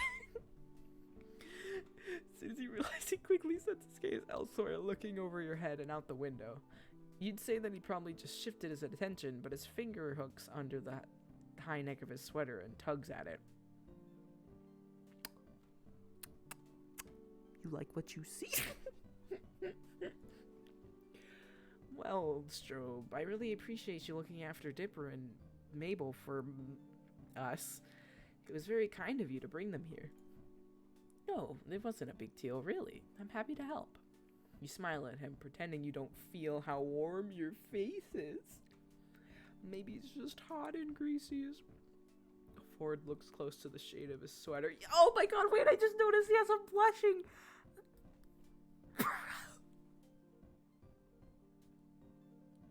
Bro, I'm fucking in. That's so cute.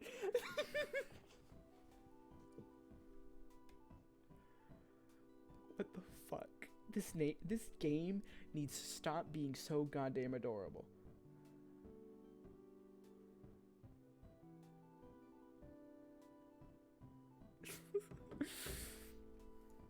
Dipper mumbles an ow when you catch Mabel elbowing aside, waggling her brows at him. You're not sure why.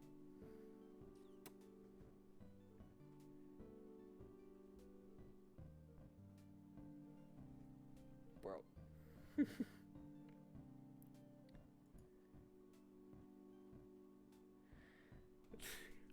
Well, kid, if you're paying, scoot over, Dipper. I want breakfast too. You fucker. Stanley, it's at least 12:30 now. Grunkle Ford, that means it's time for brunch. Duh. See, this kid gets me. Now let me in so I can get some grub. Dipper moves to your side of the booth as Stan sits next to Mabel, and Ford sits at Dipper's side.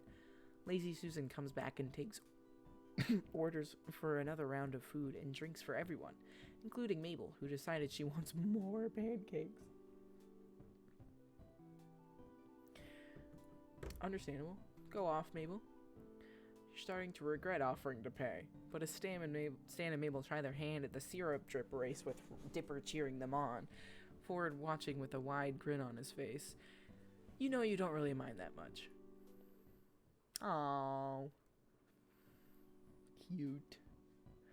After the expedition to find Mothman, you accompanied Ford on a few other missions, so to speak, examining various birds of the forest, including questionable stomach-faced duck, who snatched your sandwich and quickly ran off. Ford in hot pursuit.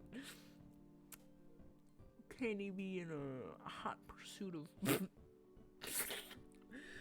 One can't find what evidence he needed, something to do with their digestive systems. You both decided that the stomach space duck flock were questionable. Not as questionable as the question whale, which he shows you from a scanned journal page, but still questionable. You asked why he decided the octopus was too stupid to study, but received a loud groan and too sticky as an answer. Valid point. All in all, your adventures with Ford have been more enjoyable than you expected, and you can't help but hope that you'll get to experience another one with them soon. I don't know, bro. Feels kind of like dates to me. Just saying. You walk through the living room, lost in thought about question quails and Ford's journal pages, and narrowly avoid slipping on a sheet of graph paper. Is it time? Is this the D&D part? Don't look. Oh, it's you. Dipper peers out over a book that that proclaims D&D and more D, officially licensed campaign journal. He's sitting on the yellow armchair with crisp legs barricaded with books and papers. He's got a lap of multicolored dice and half a dozen chewed pencils strewn across the floor, and one in his mouth. You look down and notice the floor is almost entirely covered in graph paper. Hi? Did you need something? I know it's kind of messy. I should probably clean that up.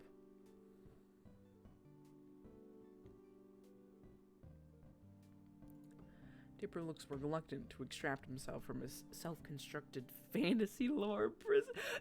Lore! Me too.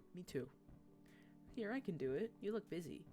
You're about halfway through cleaning the floor before you actually start looking at what's on the various sheets that you're holding. A fantasy map, some floor plans, and countless scribbled notes and calculations in the margins. I know what these are for. God. What are these for? Planning something? Dipper's re-immersed in his planning. He startles a little when you ask. Oh, right. No big deal. It's just for this great pen and paper role-playing game called Dungeons, and More Dungeons. DD and MD for just short. It's all about fantasy worlds and statistics and swords, and, well, it's kind of difficult to explain, but it's super fun. I'm playing it with Grunkle Ford today, so I'm just putting down the final touches on my dungeon. He's gonna be so stumped. Stumped, you say? There he is again. Let's go. Ford comes into the room at that precise moment, drying his hands on his trench coat. Perfect timing, Dipper. I just managed to get the paint off my hands. Paint from what?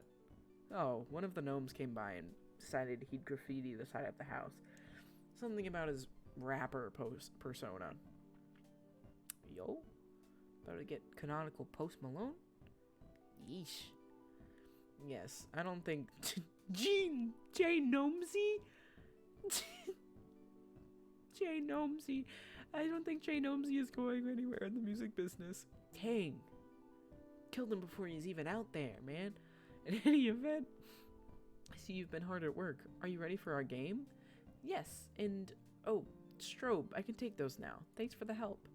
Ford looks like he just noticed you standing there for the first time since he entered the room.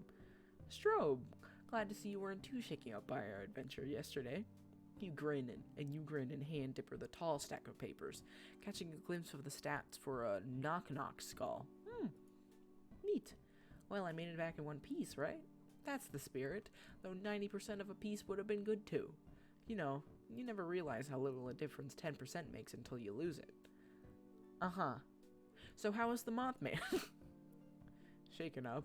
All in the name of research, though. I've seen it lose a few moths and some back in the next week good as new. A process akin to cycling out dead cells. I would say we just expedited that process. No moral issues there. Well, Strobe, the game calls and I must answer. Stanley's about if you're looking for him. Though, well, if you wanted to join our game, I certainly wouldn't object. I can promise a fun afternoon. Yes, let me join. Yes. another player. Yeah, totally. I can give you a pre-made character sheet to start. Why can't I make my own? What the fuck? Let me make my own character. And dice. Shoot, where'd I put my other set? I got my own dice too. I have it in this thing. I have like 2 pairs of dice. I'm so ready for this. God. I'm so ready. I put my other set. Don't worry, I've got an extra set. Me? I don't even know how to play. Lies.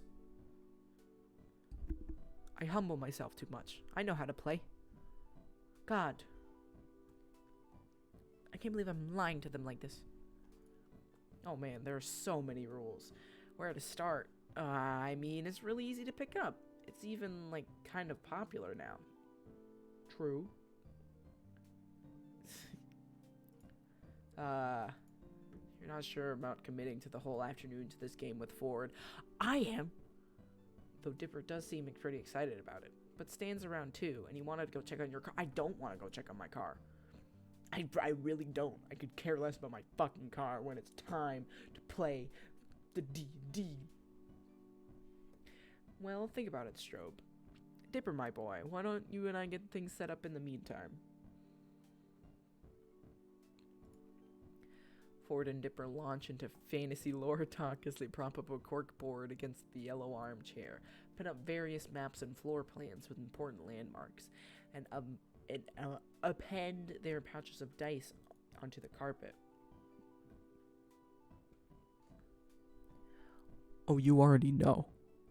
You already know what I'm going to do.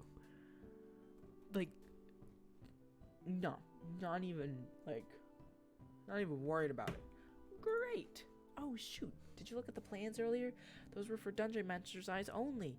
If only I'd known you were going to join us. Quick save. I did. I know all your plans. All of them. Haha, very funny. Or do you? Grunkle Ford, do you think they... What? Sorry, I was rereading this passage on Dwarven architecture. They've really improved their illustrations, though I can't say the same for their prose.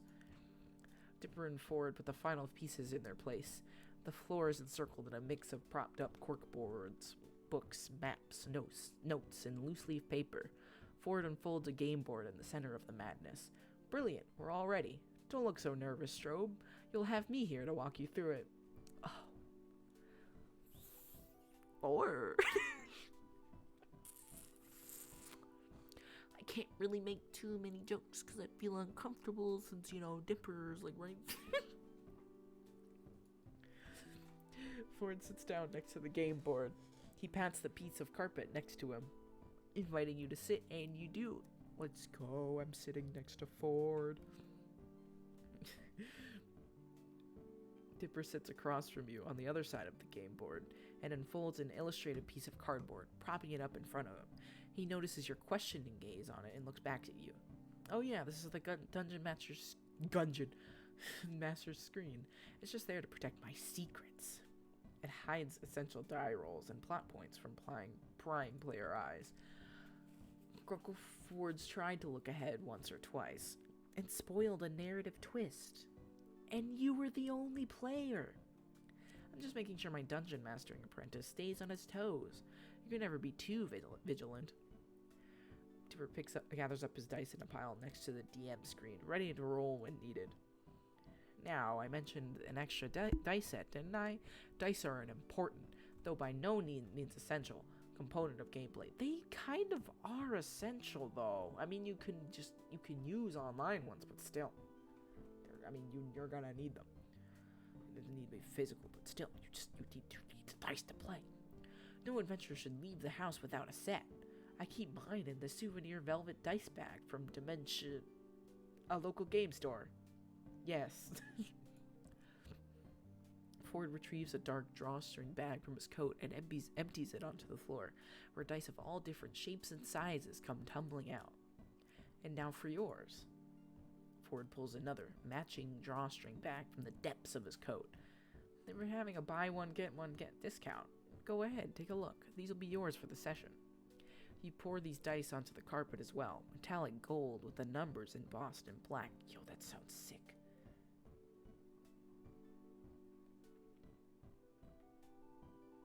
Yo, my phone broke? Okay, I'm good. Fancy. Hell yeah, I love them. Shiny click clack. Let's go. While I didn't have enough left to make them from solid gold, I was able to electroplate a set for fun. Yo. Sick. Great Uncle Ford, you electroplated those dice? They're so nice. that didn't mean to rhyme. I didn't even realize it did. Maybe you should be the one with the rapping courier. Jesus. Not Jay Gnomesy. A Ford and Dipper laugh. Let's go. I'm funny. Yes. Finally someone laughs. Let's go. Yeah, maybe not. But anyway, let me reintroduce our characters. Dipper clears his throat, settling into the dungeon master persona.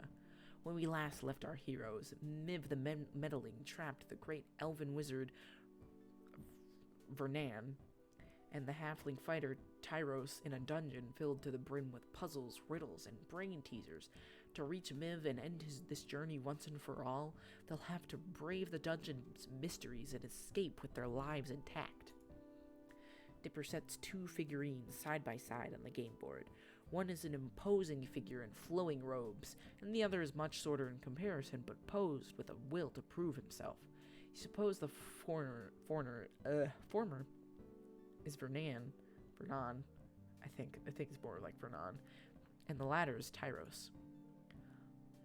But what would our two heroes find in the first room of the dungeon but a potential ally, just as trapped as they are, who will join them in their quest for freedom? But it's me. Dipper places three figurines on the carpet, just off to the side of the game board. And you get to choose your character now. Yo.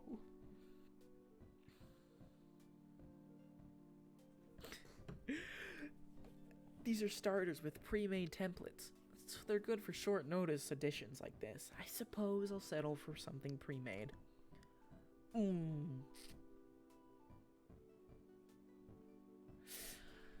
Ah, man, I don't want to be a human, but bards are fun.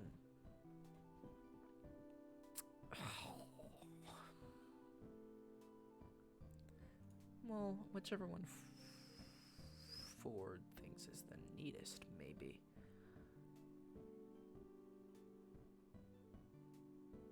Human bard. Bards use an invigorating song to encourage their allies. I know. Or the blow of their insults to damage their enemies. I know. I kind of reevaluated my stance on bards lately. You'll come in handy if we encounter any undead. Will we? Maybe. Hey, stop trying to play ahead. Be a human bard?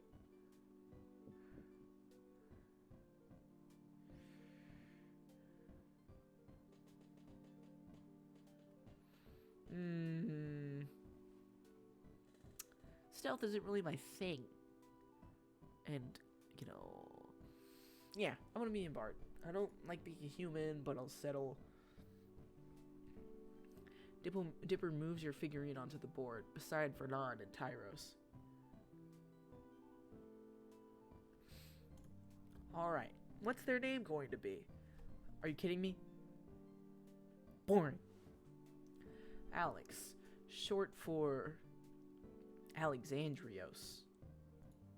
You hear Ford trying Alexandrios under his breath a few times. Oh, maybe it's more like Alexandrios. I tried. Yo! I'll just call him Alex. Here's your character sheet. It's got all the info on it. Let's fucking go. Oh my god. Yo. This is sick. Our heroes encounter Alexandrios, Alex for short, in the first room of the dungeon. Alex, what's your deal with our main villain, Miv the Meddling?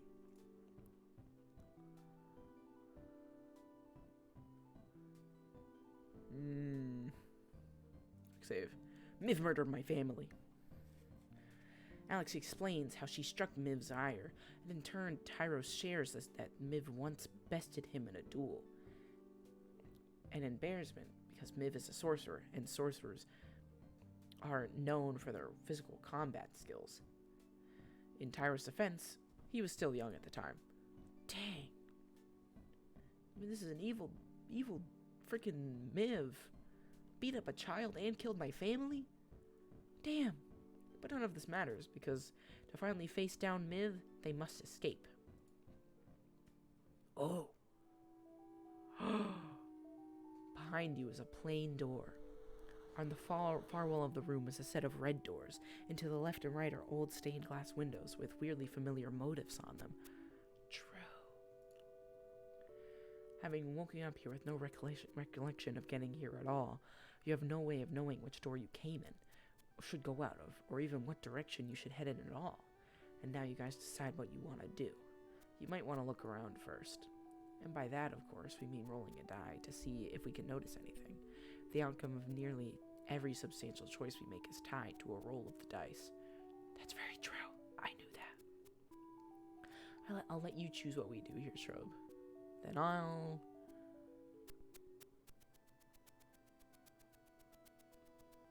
take a look around first. Ford shows you what to roll for the investigation check, and Dipper flips through his notebook, ready to tell you what you see.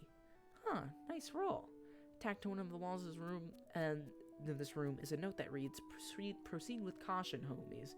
Tyros pockets the note. In the distance you hear a faint sound of rushing water. What do you do next? What's the state of the door behind us? See for yourself. I'm still the DM. I can't respond unless you check the door. Ford casts Detect Magic.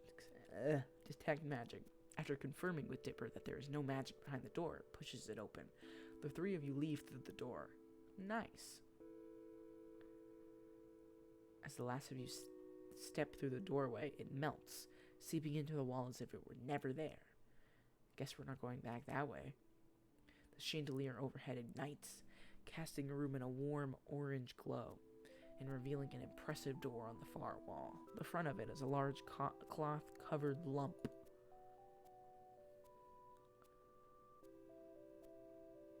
Take a look around first. You approach it to expect it. This was probably a mistake. This was definitely a mistake. As your footsteps grow nearer, the lump shifts, rising to reveal that it is in fact a goblin. The goblin stands to attention and tries to pretend it was never asleep. Travelers, I notice thee. I demand you answer these riddles 3. Insult the goblin. I'll let you do that, but only if you actually say what insult you're going to use. Alright. Ready. You crusty, dusty motherfucker. Oh, I would, but it's not kid-friendly. Dipper makes a half-horrified face, but Ford laughs. Dipper, how about Strobe tells me and I be the judge? I'll be completely impartial. Ford. Dipper seems like he's trying to think up a non-kid-friendly insult himself when he gives Ford the go-ahead, and you write your finely crafted insult on paper and hand it to Ford. He raises a brow. Not bad.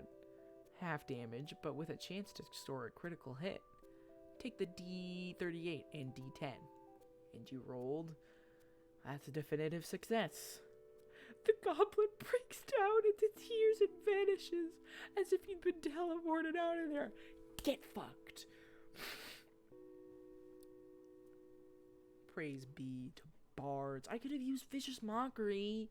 That's one of like Bard's like spells. You just be like pew pew pew. Fuck you.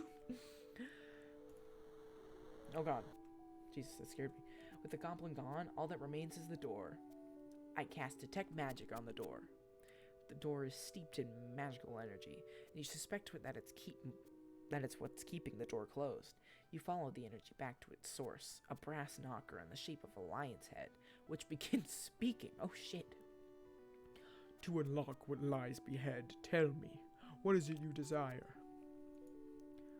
Which one of us is it talking to? The lion's head looks past Vernon and Tyros and looks towards Alex, its eyes glowing ruby red.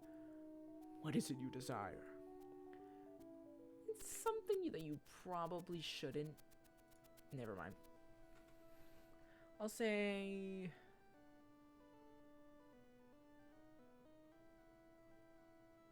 Power. Let's go. As the lion's head disappears, you feel strange, like you've tapped into some hidden power of yours. Beside you, Vernon and Tyros feel a little off balance.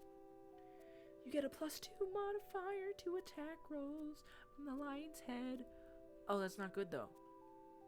Oh, they get a advantage. No. I wish to improve everyone else. Friendship. Yeah, I like that. I like that more. You feel like you've gained a greater understanding of your party members and party dynamics. Tyros and Vernon feel a tiny bit more inclined to trust you, too. The door swings open, and Vernon, Tyros, and Alex step forward into the next room. As soon as you enter this next room, the wall melds over the doorway, sealing you in. Glancing around, the far wall of the room seems to be of a different material and color than the rest, though it could be just the lighting. To the left, you see rows of lights affixed to the wall.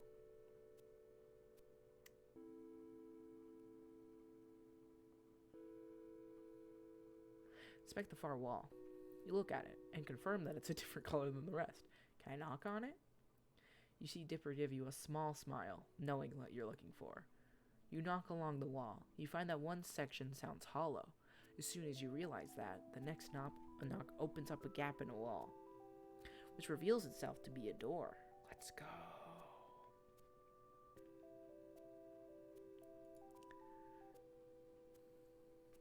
Quick save.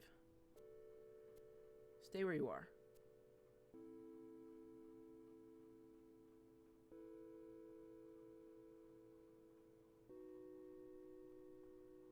I want to inspect the lights first. After interacting with lights for a few interacting with the lights for a few minutes, you come to realize a few things. There are 26 lights. You can touch them to make them glow. You can only touch 6 of the lights at a time, and once 7 are touched, all lights fade to the original color. Each light is labeled with integers that run consecutively from 1 to 46, starting from the leftmost light. Looks like we need a password for this one, Strobe. If the puzzle is fair, it must be a word we've already been introduced to, one that stands out. You think back to that first room, when Tyros pocketed the note from the first room of that dungeon. What was that word again?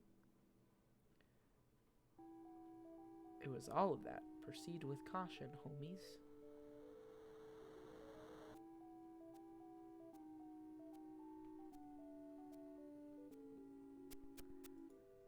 Homies. You spell out homies, and all the lights illuminate in unison and disappear. The room rumbles, and you turn around to find a green glass door. Waking up to get a closer look, you see that engraved on this door is a riddle. The door reads, if you go into the green glass door, you can bring a bell, but not a bat. Oh, man. You can bring a book, but you can't bring a novel. You can bring coffee, but not tea. You can bring letters, but you can't bring numbers. If you wish to pass, you must present an acceptable offering. Interesting one, Dipper. Let's think. A ball, but not a bat.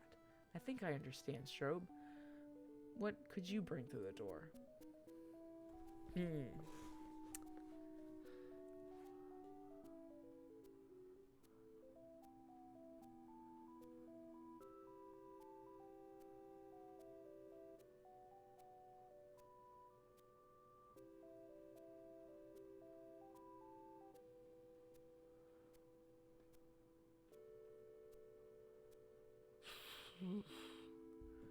This is... Oh, God. This is... What the fuck?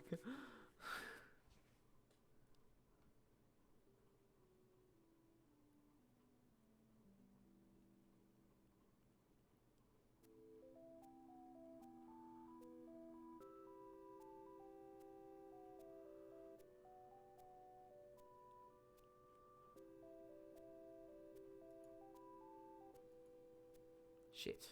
Alex offers the item to the door. Nothing happens. Okay. Missing item. Alex offers the item to the door. Nothing happens.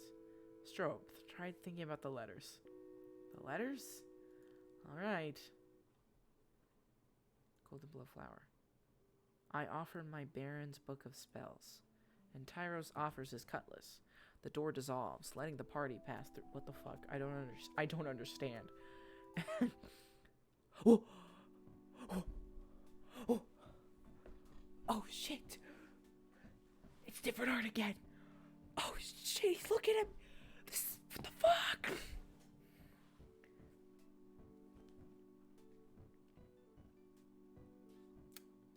Bro.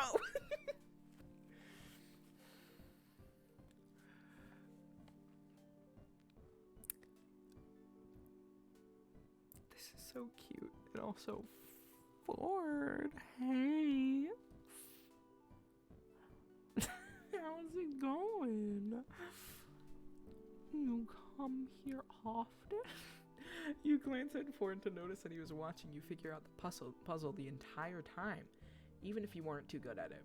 Before you make eye contact with him, he turns his head, facing back in the game board on the floor. And? Great Uncle Ford, are you okay?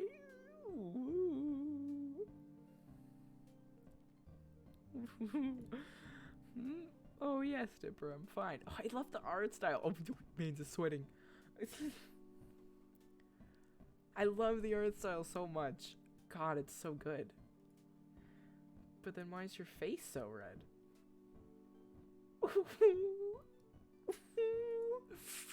You take a second look then and find that Ford indeed looks a little red. Ford stammers his way through. It's a little warm in here. As you ask if he's all right, you guess wearing a turtleneck in the summer will do that to a guy. Perhaps you can at least, like, you know, take off the trench coat. Maybe just the trench coat. Just the trench coat. Maybe. Oh man, that was so cute. No, come back. But Dipper raises his brows at you both, surprise. Oh, he writes something down in the margin of his notebook before clearing his throat to continue the campaign.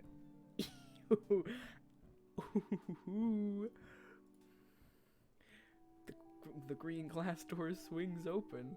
You go through to freedom. And there it is, the end of the dungeon. I cut it down a bit on the fly. I didn't want to make it too long. It would have ran a murder mystery had planned out for ages, but my test runs have never gone very well with my focus group. So, what did you think?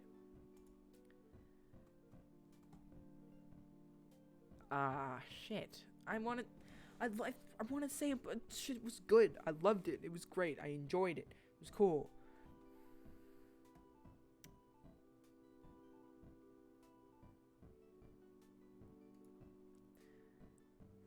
Next, do we fight the sorcerer? This was actually my transition into the next super plot-centric campaign about infiltrating the sorcerer's tower castle. Yo! Dipper shows you a couple pages of his campaign book, which looks to be filled with various dungeon sketches with realistic physics calculation. Oh, yeah, crowded into every square space. Damn! Well, Dipper, I think you did well. It's not easy, adding in an extra player on short notice like that. Yeah, my bad. I just really wanted to play. I'm living vicariously through this game. Play D&D. I always write it in just in case. Not completely, but just a few notes. Ford and Dipper launch into a conversation about dungeon mastering as they clean up the DDAMD setup, returning the game components to their original glossy fantasy box. Excuse me. They're too fast in practice for you to figure out how to help, so you just pick up the dice Ford lent you and turn them to their original velvet bag. Dipper leaves to put the DDAMD box back upstairs, and then it's just you and Ford. Ford, looks like it's just us again. Remember that proof I talked about?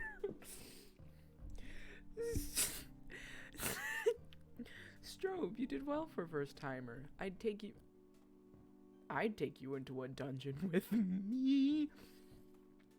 Ford. Ford, I mean...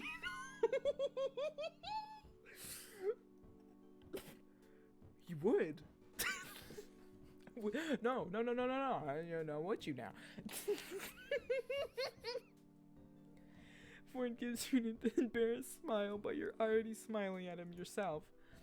I know what you meant. Thanks, Ford. Yeah, I know exactly what you meant. I know exactly what you meant. A call comes from the kitchen from what sounds like Stan. Haha, well, I'd talk more, but I'd better see what he needs. Ford moves past you, heading towards the kitchen. You suddenly feel the need to hold on to this moment, like you need to say something. Ford? What am I doing? Yes? Now that he's looking at you again, you don't remember what you were going to say. All you say is, here's your set of dice back. Thanks for letting me use it. Fuck! Ford chuckles, shaking his head. No, you keep it. In case you decide to join us again, yes, sir. Fuck yes! Yes! See you at dinner, Strobe. Wink, wink, winks at you.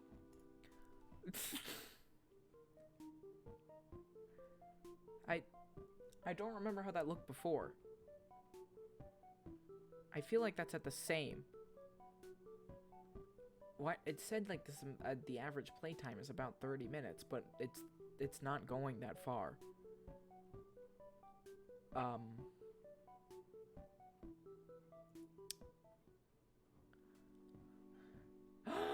Hello! Rad! It's good to see you. I'm playing a dating sim.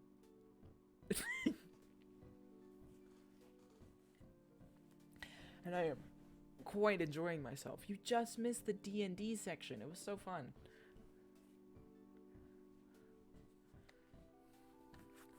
Trying to get with Stanford Pimes. Oh, dang. No, it's totally okay. Don't worry. I mean, I'm sorry about that, of course.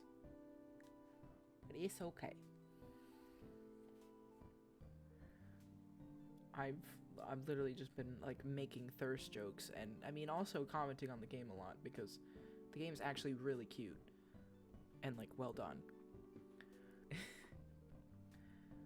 Someone thumps their fist on the storage room door, stirring you from sleep with a jolt and a thud as you fall off the mattress.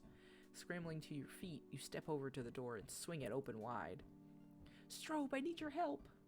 Damn, I've been meaning to check out how the fuck D&D works. Oh, you haven't played it yet? Yo. It's so fun. I love D&D and I miss it a lot. I was just living vicariously through that section. It's like kind of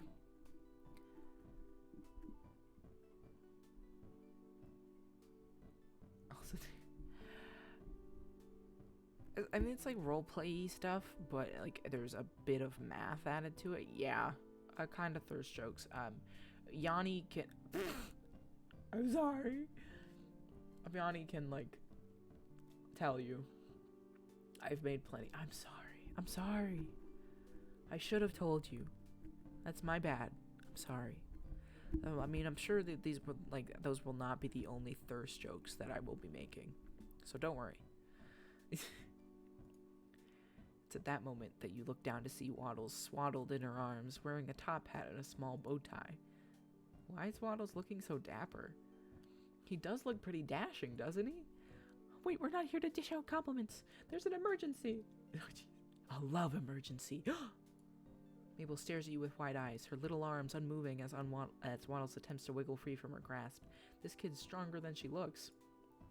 Knowing Mabel, this could mean she has a new crush. From what Dibbers told you, she's still deeply rooted in her boy-crazy phase, or she desperately wants to wed Waddles to some unsuspecting critter outside. Oh.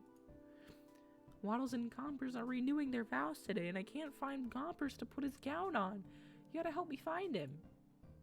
You weren't actually expecting your second guess to be right. I mean, I think Waddles and Gompers are already kind of together, but alright. Okay, wait, Mabel, just calm down for a second. But we have to find Gompers! The ceremony's in 20 minutes! Waddles wiggles himself free and runs down the hallway to freedom, ignoring Mabel's shriek of protest as she chases him. You're compelled to go back to bed, deciding this is almost definitely a dream, but jog after Mabel regardless. Yeah, God, don't be fucking rude to Mabel. Oh, you catch sight of Mabel just as she leaps over Dipper, who's sitting on the floor with a large array of graph paper and chewed pencils.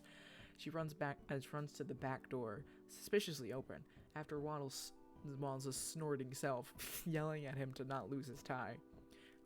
Mabel, what's going on? Waddles, wedding, Gompers? You're a little out of breath. Mabel's fast. She's like Barry Allen. Oh, God. Dipper smacks a hand to his forehead, driving it down his face dramatically. Of course. She told me they were renewing vows or something. They got married last summer, but she misses the pizzazz of weddings. Dipper looks nonplussed, but you can tell he's at least a little invested. Are you gonna help her with whatever that was? I don't even want to imagine this marriage failing. And with that, you run past him. Dipper stutters of surprise, growing fainter as you head outside. Mabel's already a ways away when you burst out into the shack's backyard. Fortunately, Stan and Ford are nowhere in sight. You're not sure what you'd think of them finding you searching for a goat bride, as Mabel calls out to lure Gompers home. Ugh.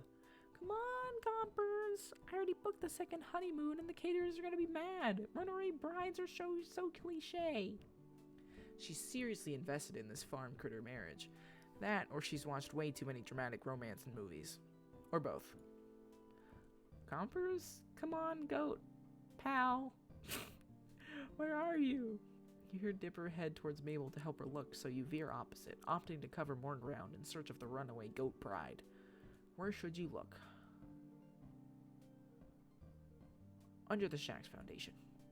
You duck onto your knees and look under the house. There's a large hole that leads somewhere underground, but you figure Gompers isn't down there if that's Ford's illustrious basement Dipper's gushed about. Oh, jeez. Inside Stan's car. Despite the absence of both Stan and Ford, the former's cherry red car sits in front of the shack, gleaming in the summer sun. You head towards it and peer in the windows, cupping your hands around your eyes to see inside. There's a can of pit soda in the passenger seat, a badly hidden pack of cigars in the driver's side door pocket. Ew. And a magazine on the floor in the back seat. You squint at it and find that it's emblazoned with the title, Fully Clothed Women.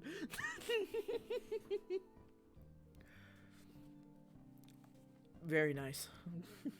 Interesting. But it's not a goat. Fully Clothed Women. I mean, okay, Stan. That's cool. Man of culture, I guess, I think, maybe. You walk backwards and put a hand to your brow, shielding your eyes from the sun as you search the scaffolding of the shack. Nothing. You continue, walking to the side now until rays of sunlight obscure the view of the sign of the gift shop. Rather serendipitously, a cloud glides overhead to block the sun, and you're able to look up higher, seeing the misspelled lettering, the various wear and tear in the roof, and a small billy goat munching on part of the weather vane. This motherfucker! Wait. Hey, Mabel! Yeah? You point up to the roof at Gompers. Here comes the bride. Okay. She went. Mabel shrieks, Gompers! And sprints into the gift shop, slamming the door so hard the open sign flips to close. There's silence for a moment. Then something flips open on the roof's small balcony and Mabel pops out from underneath, climbing up onto the roof and attempting to coax Gompers down. There's a ladder up to that little balcony thing inside the gift shop. It's pretty cool for fireworks. Nice. Mabel pulls a sandwich from her sleeve. You can't help but imagine what else she has up there. Ew. Oh, that's for Gompers, not her. Okay. And waves it in Gompers' direction. And he trots towards the balcony. Yeah, honestly, I love that, like, Gomper's, like, male, yet is still going to wear, like, a dress. Honestly, fucking pop off Gompers. This is great. This means Waddles and Gompers are gay. Let's go. Hopping down to Mabel's level and snatching the sandwich from her hand, she grabs the goat and heads back down the ladder into the gift shop. As they yeah, for real, as they should. Oh, Gompers, you can't get the pre-wedding jitters anymore. You're already married. You can't get away that easy. Thanks a billion, Strobe. You saved the wedding. All in a day's work. And with that, Mabel gets to work on wrestling Gompers into his dress, yelling commands to Dipper to grab Waddles, who thankfully didn't get his bow tie dirty when he washed away earlier, and get everything ready for the most important ceremony in the history of ever. Maybe an exaggeration, but Mabel's excitement is undoubtedly contagious. Okay, once Dip finds Waddles, I think we got everything ready. I am, of course, the vicar, caterer, proud mother, musical death, the combo. Jesus. Dipper's gonna take pictures from my scrapbook. Hey, I never agreed to that. Dipper, please. You gotta officiate. You mean officiate? See, I'm so busy I can't even talk right. I'm trying. Please, Dipper, I'll help you with some nerd thing later, I pinky swear.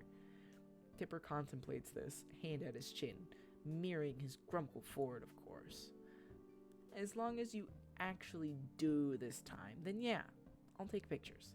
Mabel jumps up and down with excitement, jostling poor Gompers in her arms. Yay! Thank you, Dipper, I owe you one. This is what the best brother looks like right here, Strobe. I wouldn't know, I don't have a brother. Haha, okay. You don't have to do that whole thing again. Oh, it'd probably be more like ha, but, you know. I'll get back to Waddles, you get back here. There he goes. He's fucking gone. Okay, now that we have that fixed, that means we have... Wait! Sue's left already! My ring bearer's gone! Oh no! What are we gonna do, Gompers? Gompers gives the intelligent answer of bah, chewing on his bridal veil. I could ask her, but I don't know. Gompers chooses that moment to look into Mabel's eyes and bleat at her insistently. Mabel, naturally, takes this as a sign from Goat. You're right, of course, this is your special day. Again. Mabel turns to you with pleading eyes. Hey, Strobe, could you be the new ring bearer for the ceremony? It would give me no greater honor. I'm very invested in this partnership, Mabel. I gotta see it through.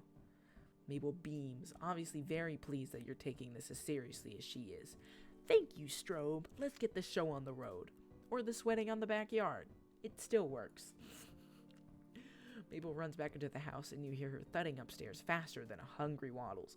Gompers, thankfully still occupied by the half a sandwich Mabel taunted him with, stays put. She comes back soon after with a fluffy purple pillow. Ooh. No, it reminds me of my head. Wow. And 2 clear sticks. After snapping the sticks in half, glow sticks. They're glow sticks. She curls them into small bracelet-sized rings. Aw, wait, that's cute. These are so much more fun than rings. Plus, Waddles can put it on his tail to look super handsome. Oh my god, Mabel, my beloved. Waddles oinks in agreement. In his mad dash out the house, he's lost his top hat. Yeah, it is. I love Mabel. Hold your hands out, palm up, and get down so you're not as tall. They can't put the rings on each other if you're way up there. She's got a point. You duck to your knees in the dirt, and Mabel turns your hands palm up, reverently placing the pillow and the glow stick rings atop them. Okay, Mabel, I'm here with the camera for Strobe. Why are you on the ground? Bro, let me give the rings to the married people. Jeez. You gesture to the happy couple with a wide arc of your arm. They needed a ring bearer. Exactly. That's what I'm saying. It's called being taller than 2 foot. True. Get his ass. Get his ass. Sorry, I can't help being 5'8". Well, I guess they do. Mabel nods, small hands on her hips. She looks over the wedding scene and mumbles to herself, checking things off a mental checklist. Okay, I think we have... Wait! I brought the flower petals! I'll be right back. Okay.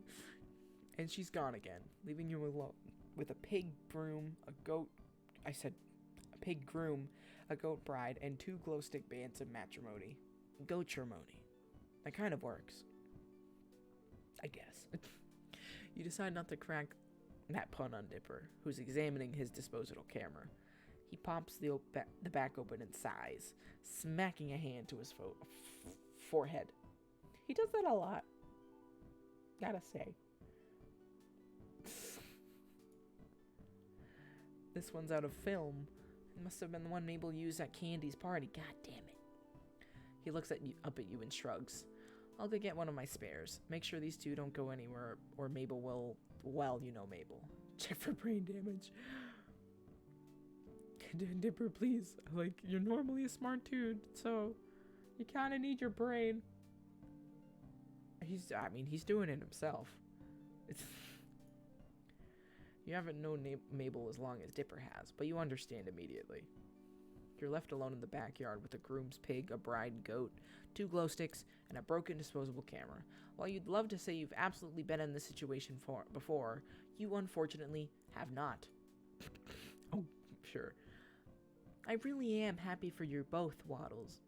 And, Gompers. Both animals turn to you, nonchalant to the current state of events. But I can't believe Mabel forgot the flower petals. Jeez. Yeah. Honestly, I would have not thought of any of these on my own. Just as you go to continue the one-sided conversation between human, goat, and pig, you hear 2 voices coming around from the house. 2 very familiar voices. Oh. Listen, Sixer, if you haven't gone off about the wobbly junker, the gobblewonker, Stanley, has Dipper really never told you? Then you wouldn't have freaked out the kid at the store at the store we needed, and we'd have, I don't know, the stuff to fix my house after you got a car stuck in it. It's still my house, and besides, if he was a fisherman, he needed to know... Hello.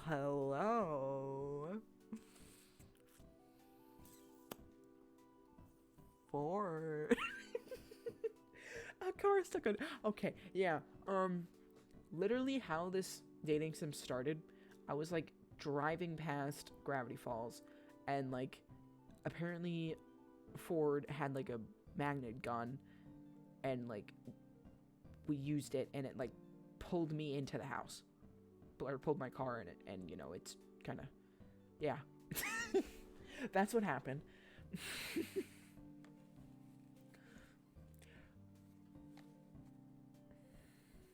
It was destiny. Both standing forward round the corner to find you sitting on your heels next to Waddles and Gompers, brandishing a pillow and glow sticks in the dirt. The 3 of you stare at each other in silence. Mabel needed a ring bearer for the wedding. It's at that moment Mabel kicks down the back door, runs to your side, and throws rose petals atop your head. That has more plot holes than DB's power level system. Shit. I mean, I don't know what to tell you. You kind of have a point there. Ta-da! You blow a rose petal off the tip of your nose and grin at Mabel. I think our bride and groom are ready to renew their vows, don't you? Mabel nods empathetically at you before turning to her grunkles, lighting up a 100-watt smile. Yes, Grunkle Stan, Grunkle Ford, you guys got back just in time. And just like that, Mabel pushes Stan and Ford towards you and tugs their hands so they sit across from you. Yo, Ford, you sitting next to me? Stan complains about his knees, and Ford asks Dipper exactly why the pig and the goat are betrothed. Let them do their thing? Fits with what you know about both at this point. Mabel makes the pig and goat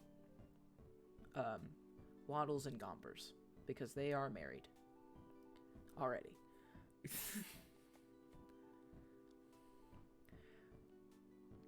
Mabel makes way with the wedding, and you sit cross-legged, the pillow and glow stick rings on your lap. Every so often, Mabel stifles a theatrical sob, wiping a very real tear from her eye. People are the ones getting married? Yo, if I can get... Marriage is too soon. I've only been slightly flirting with this man. Or she turns to you for the rings. Oh, Mabel, how should the betrothed wear their rings, since they don't have ring fingers? Just put them on where you think they'd fit best.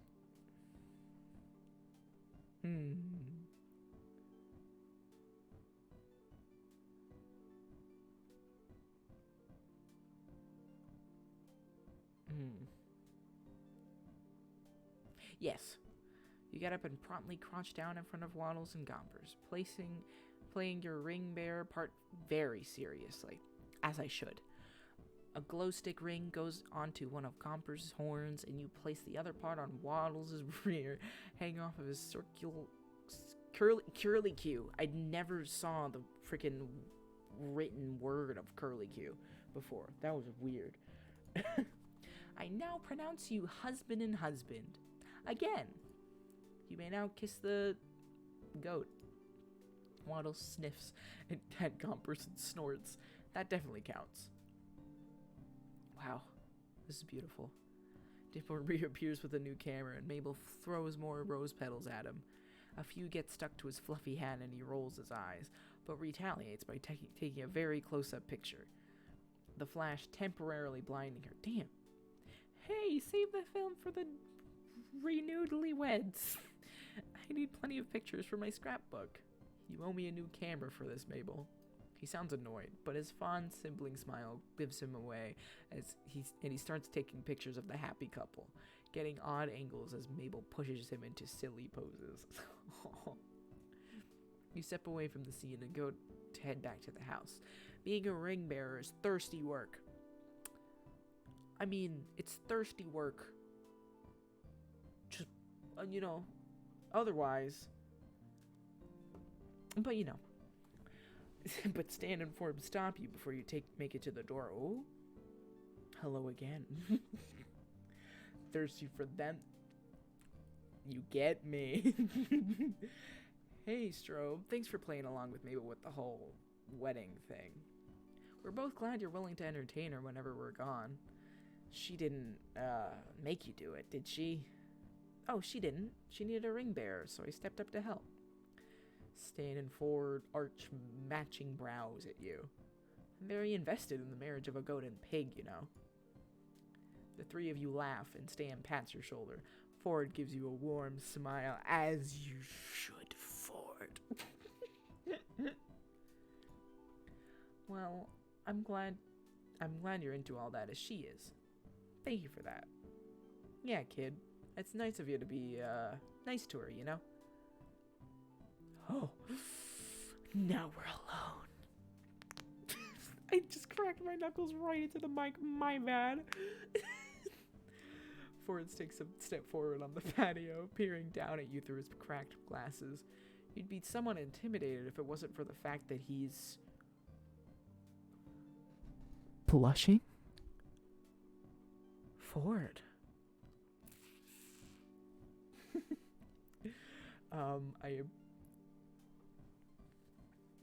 Oh, you do? Oh, I mean, honestly, kind of same. Like, I have pretty rosy cheeks. Oh, you mean... Oh, the knuckles thing. Yeah, I get that. Yeah. Same. Well, I mean, I'm glad you understand. I appreciate that you occupied the kids for Stanley and I while we were out. Both of them seemed to like you being around, as they should. I guess. You grin at him with a shrug. It's no problem. They're fun to hang out with. Even if I'm gonna have some strange photos on Mabel's scratchbook at the end of it. I think I said the wrong thing. That's my bad. Gee, oh God. How loud do you talk in here? Ford smiles, sweet and almost kind. It's your turn to turn red when he looks at you like that. Oh, fuck!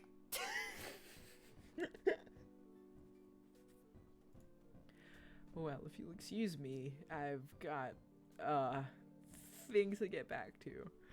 Yes. This freaking blushing sprite is so cute. Don't come back. Don't leave me. Come back. You think you snap your neck? God. Jesus Christ. That is loud. Jeez, I'm sorry. He walks past you and into the house, Stan following soon after. Stan elbows Ford, and it looks like he mutters something to him, but you can't hear what it was. Whatever he said, Ford looks scandalized. You tell him, Stan, whatever you said. Hey, Strobe, you're gonna miss the party. We got popsicles. Yo! I call the red ones. Oh, shit. Okay, I didn't skip anything. I thought I did. Pineapple ones are mine. I call dibs. But the pineapple ones are the best ones.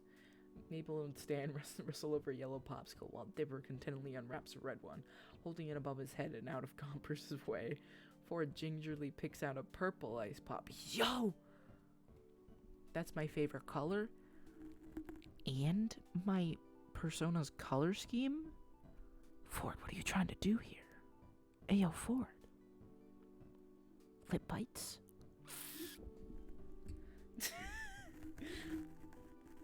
And leaves the ice chest open for you to grab one as well. Thank you. While Stan and Mabel aren't looking, you hide the pineapple popsicles at the bottom of the chest. Dipper sees and starts laughing, but doesn't tell. They're a strange bunch, these two sets of Pines twins, but they're certainly making your summer a lot more exciting as your stay in the Mystery Shack continues. Your wreck of a car sitting outside in the heat of the setting sun. I'm weak. I'm glad. It's another day of summer, with nothing to do but wait. Your schedule's surprisingly clear today. Ford usually has something going on for you to help with, and if not, Stan, Seuss, or the kids do. I've literally not hung out with Stan, and I've not seen Seuss at all. Like, this entire playthrough so far. Who do you want to find? Ford?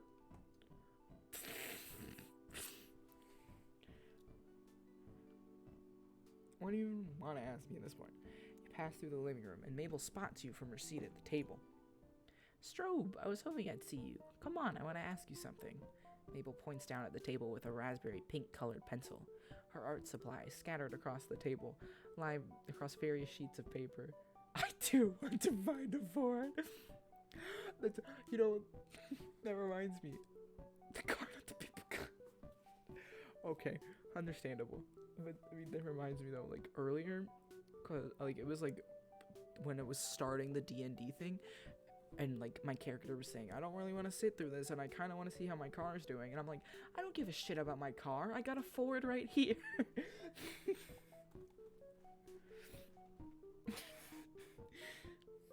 Lying across various sheets of paper, brightly colored pencils, and lots of glitter. I'm right, though.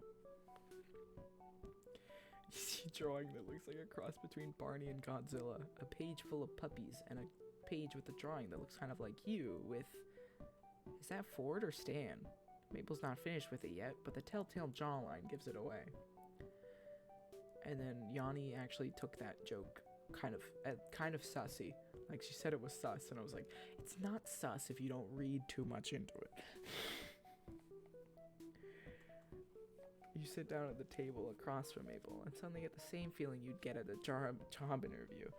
It's intensified when she pushes her organized chaos of papers aside and steeples her fingers over the table surface. Oh god. Strobe, I'll be frank. I've been trying to find a match for my grunkles for a while, but I never seem to get their matches made. Okay, Jesus, Mabel. God, leaving a lot on the table. Sorry, a match? But then, it's like you were pulled from thin air, attracted to the shack by a magnet of love. Like I said, it was destiny. It was a sign, and this week I just made the chemistry you share with him obvious. You know who I'm talking about, right? Why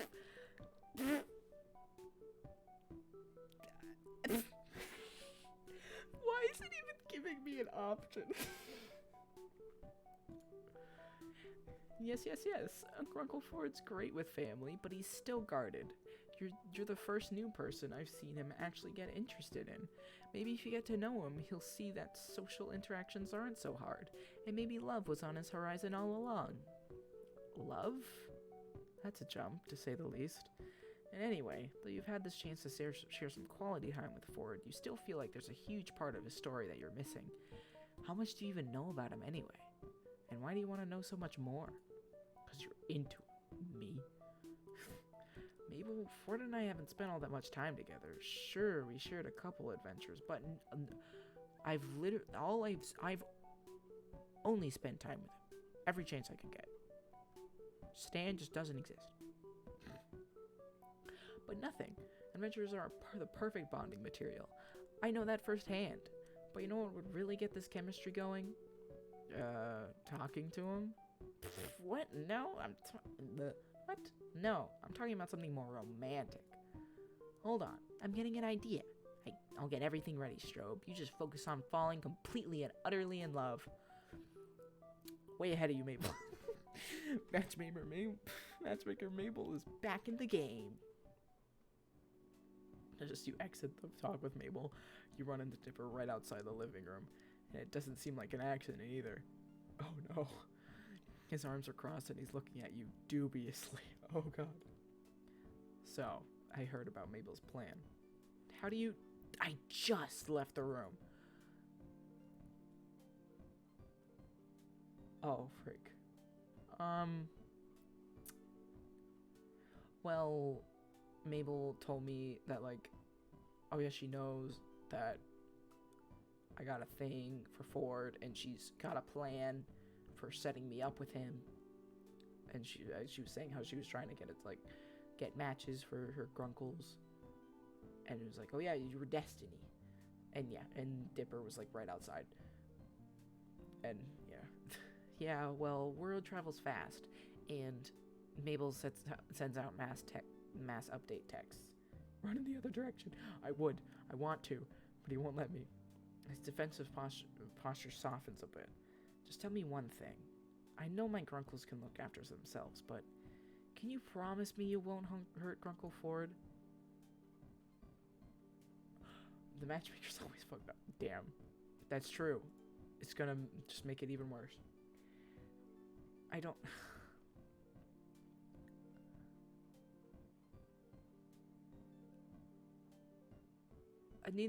like either of these. Okay, Strobe, I'm remembering that. I just hope I don't get fucking possessed by Bill Cipher and get my shit wrecked.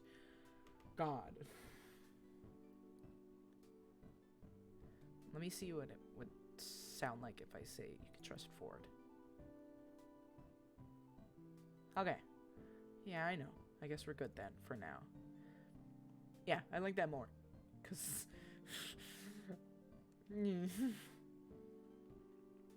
Text notification sounds and Dipper checks his phone. And be ready at any time. For your date with Grunkle Ford? Ugh, this feels awkward enough. No offense, Strobe. It's just my Grunkle Ford actually going on a date? Do old people even date? It's kind of hard to wrap my head around. Yeah, it definitely is less ominous. And, you know, you never know when Bill Cipher can come in here. I hope Mabel doesn't ask me for my help tomorrow. I mean, I have enough trouble trying to date for myself. Mabel calls down from downstairs. Hey, Dip Top, I'm gonna need your help tomorrow. Well, never mind. During the next few days, you, Ford, and Dipper get further in the DD and MD campaign you left off on. Let's go! And you have time to flesh out Alex.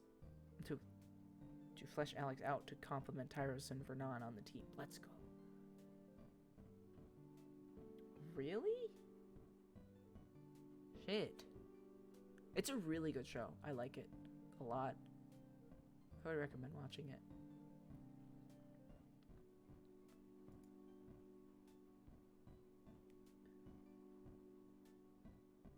I mean, I don't know, like, what you meant by to me, but I don't know. Oh, you messed it. Oh, okay. Dang. Oops. Dipper tells you the 3-person troupe is typically small for a DD and MD group. Yeah, that is true. But you've been getting the hang of the game, mostly from taking advantage of Ford's helpful nudges in the right direction. Nudges are... You've noticed Ford staring at you during the game sometimes. Has he now? And you can't deny that you've been caught doing the same. After your fateful chat with Mabel, you're on edge and wait for her to pull something out of her sleeve. Every time she bursts into a room with fistfuls of crayons, you jump at least a foot in the air. Oh, you were going to say, explain Bill Cipher to me. Bill Cipher's like the main enemy dude. He's like this pretty powerful demon guy who's literally just a triangle with a single eye, like a yellow triangle dude with arms and legs. And he can like change his form and stuff and all that and just do all sorts of like magical sort of things. Like literally he was only contained to Gravity Falls because of like this magical thing. What do you keep getting compared to him? I mean,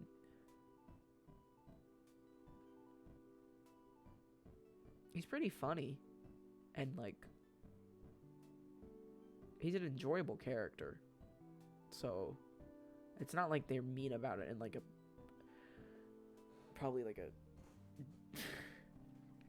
the fact that he's like the main villain or something, maybe. I don't know. And he does say kind of messed up jokes. So I kind of see it. But you've been doing your best to pretend everything's normal. Or at least as normal as it gets in Gravity Falls. You ventured down into town earlier today and did some tourist-worthy exploring. And ran into the Pines family at Greasy's Diner about an hour later. Don't I know?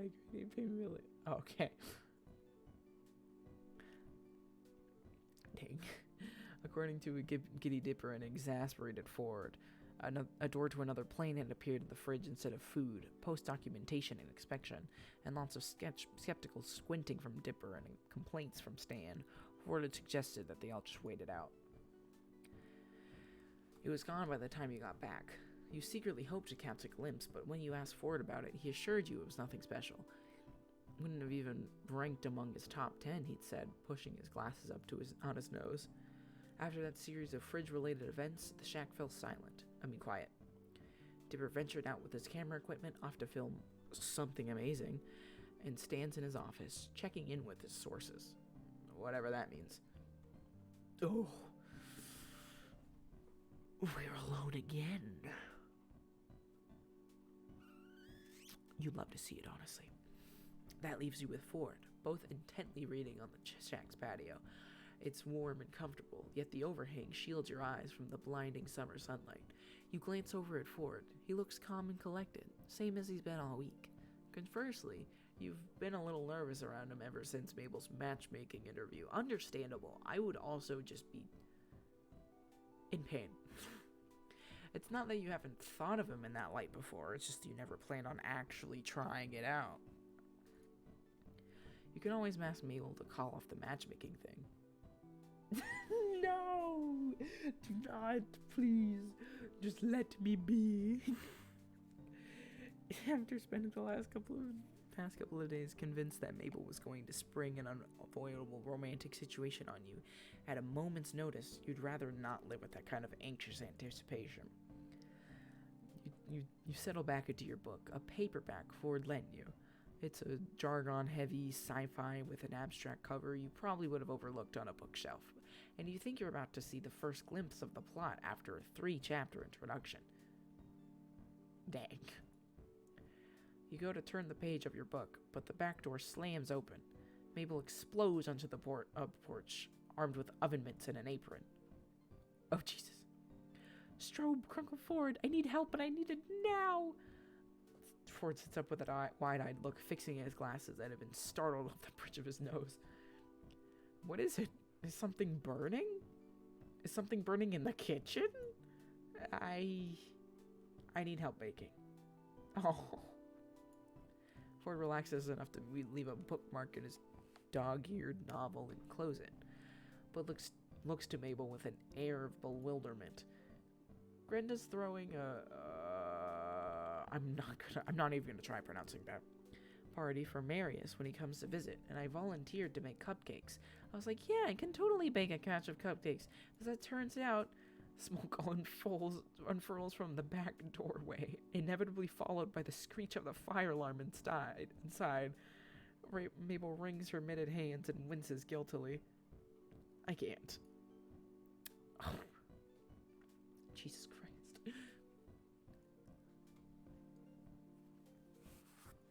Why not? He's a sweet, awkward little nerd. Why not? And he's a Delph.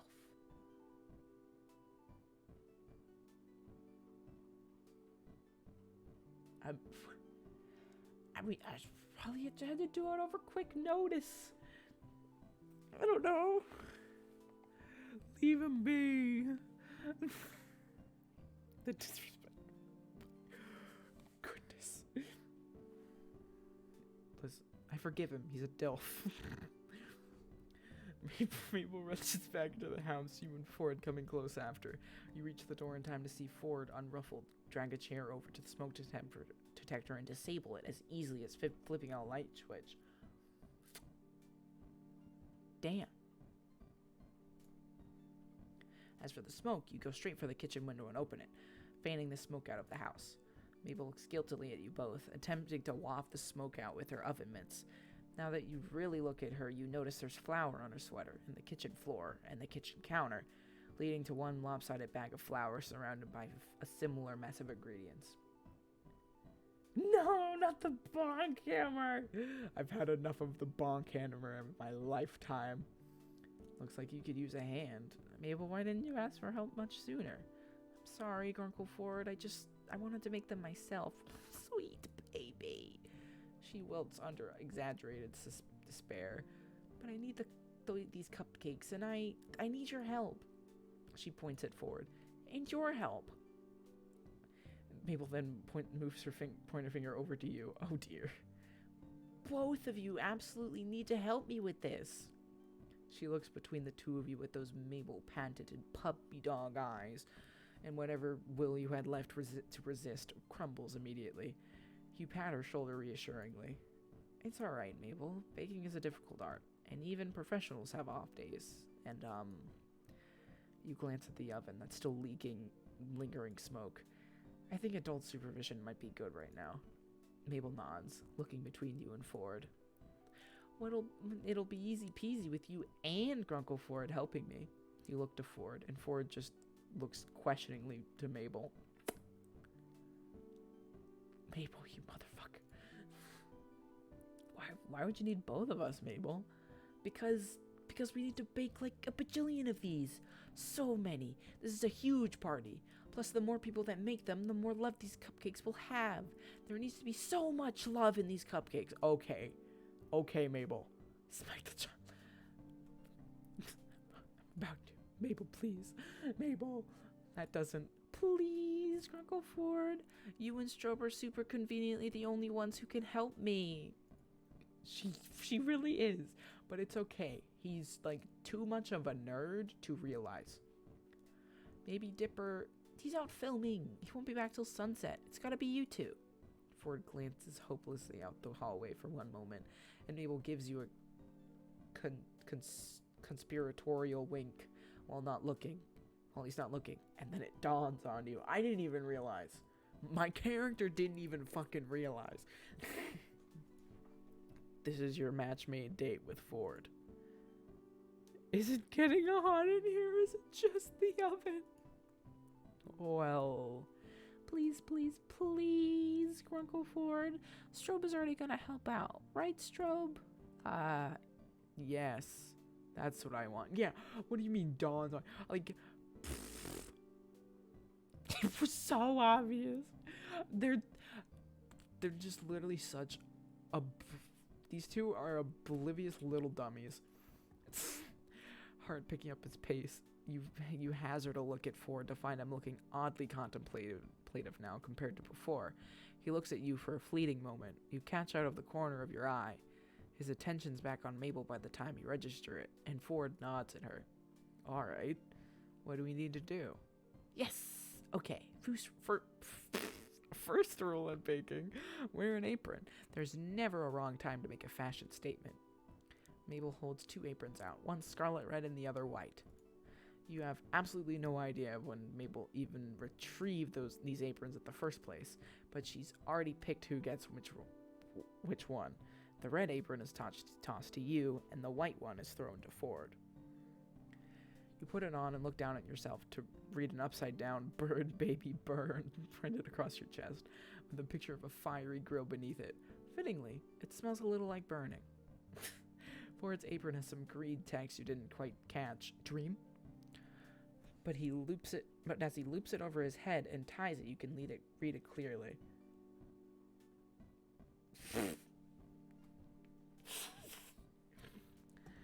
You stifle a laugh as you read. Honestly, that's the look for him. I'm into it. Tank is now clear over his broad chest. Yeah, it's a broad chest, alright. My other oven is a Bunsen.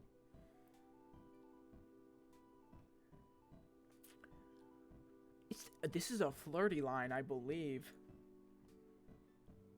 Okay, that's fine. Yeah, it is. I could say any of these.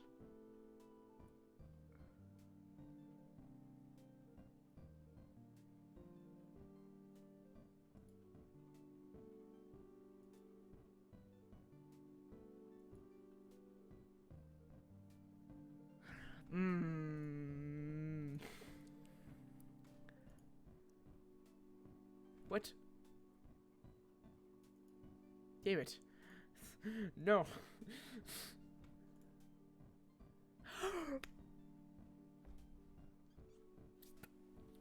I was afraid he would have taken it literally. Fuck. That's so cute. Don't say the cute line. I said the cute line. Yeah. The cute line. It's so cute. It only takes a second for Ford to flush pink with understanding, fiddling with the hem of his apron. Fuck! I almost want to screenshot this. This is the cutest. This is the cutest one. Okay, Mabel, what's our next step? Second rule is baking is to know your recipe. It's got everything. The ingredients, the instructions, the temperature. Ford looks to the counter and picks up a piece of paper. You guess it's the recipe, judging by the frilly-looking photo of a 3-tiered cake on the back. He scans over the ingredients, focused. And the third rule of baking is to forget your recipe. But that's only if rule 2 doesn't work out. How are we looking, Grunkle Ford? I was worried we'd be short on sugar, but I think we'll make it. Literally.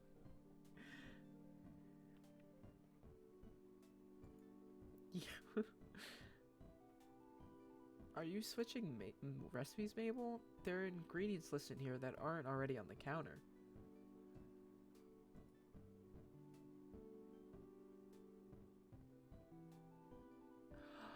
I assumed it was, because I mean, I knew that was a pickup line.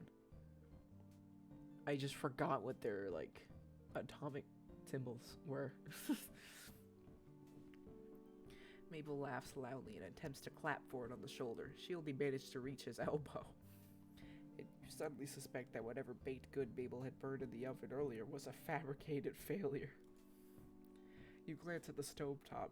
The open box of store-bought cookies sitting on top confirms your suspicion. Yeah, I think you are right. Oh, Grunkle Ford, you tell the best jokes. That wasn't a joke. Oh, look, we need flour, and I already have that out. Next. Ford reads the list of ingredients aloud, and Mabel darts around the kitchen, gathering them as he calls them out. You set to work finding the utensils Mabel needs. Searching through unfamiliar drawers, she points out to you. After opening nearly every cupboard, you come up with an array of mismatched measuring cups, 2 half-teaspoons, and a dented tablespoon. Good enough. How many cupcakes do you need for tomorrow, Mabel? At least 100. You give her an undisguised look of incredulity as Mabel sends back a series of gestures telling you to go along with it, pointing at Ford's thoughtful face and mouthing, "He bought it." So since the recipe makes 20 to 25, we make 100. So then you quadruple.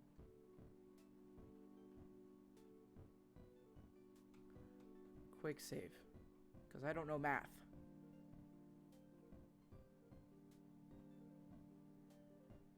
I don't know if I did that right. I literally don't know if I did that right. Oh.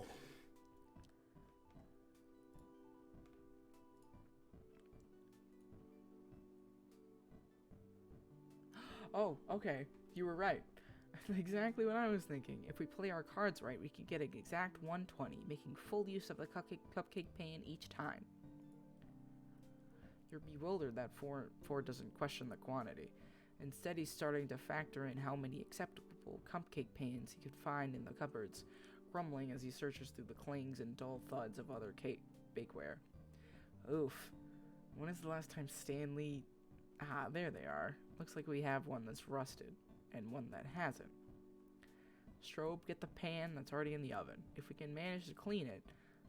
no, definitely uncleanable. It's totally burnt. Batter everywhere. Strobe, can you... Mabel makes gestures to disposing evidence of her baking failure. You wince but nod. Seizing your chance while Ford's back is turned, you open the oven, grab whatever's inside with the oven mitt, and rush outside to drop it in the trash can midway around the shack. It turns out to be a couple store-bought cookies dropped in a muffin pan and left to burn to a crisp. You shake the cookies out into the trash, leaving you with a still hot but perfectly serviceable pan.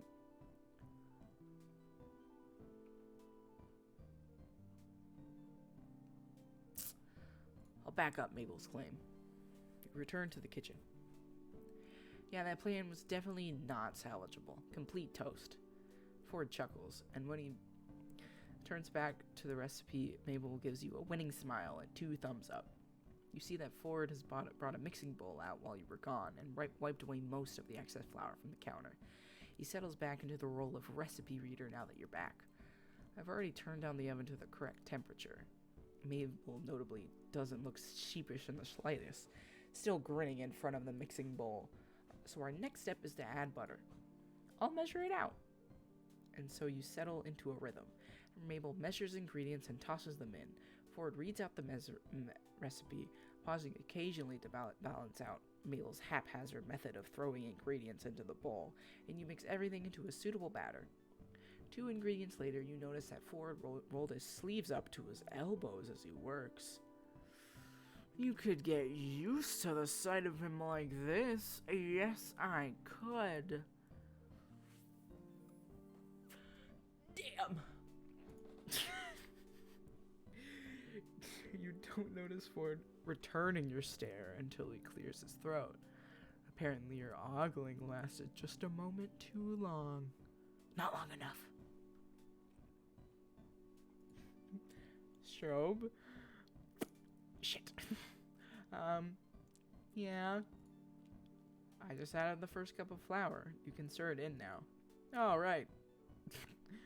Ford adds another cup as you stir the ingredients together, trying to ignore how red your face feels. I mean, like his forearms look like they would have felt nice. My brain said something it should not have. DM me what it is, because I'm afraid of it being put in Twitch chat.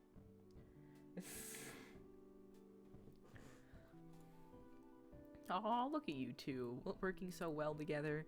It's like you don't even need me to be perfect. Okay. know she's talking about the matchmaking, but Ford doesn't take it that way. That's not entirely accurate. You're an essential member of our baking trio. After all, who else is creative enough to come up with a unifying theme for all these cupcakes? You're right, I haven't even thought about that yet. Mabel's standing on a chair next to Ford to reach the counter, hops up and sits at the edge of the counter. Lovey-dovey or lovey-dovey? God, I can't decide.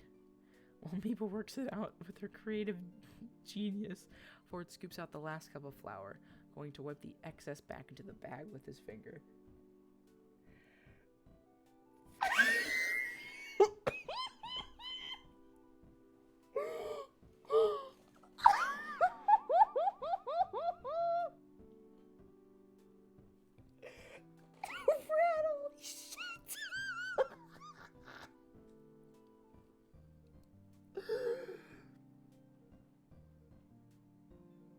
Oh, that's so good.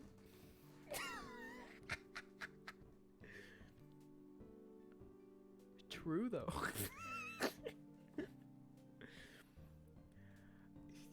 Going to wipe the excess back into the bag with his finger. Wait, I have the perfect idea. She lifts her arm in triumph and promptly sends Ford's heat cup of flour flying.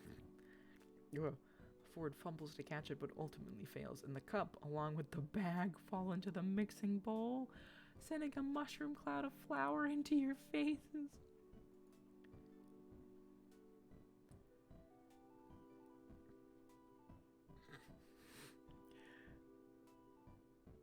Yeah, and it probably is.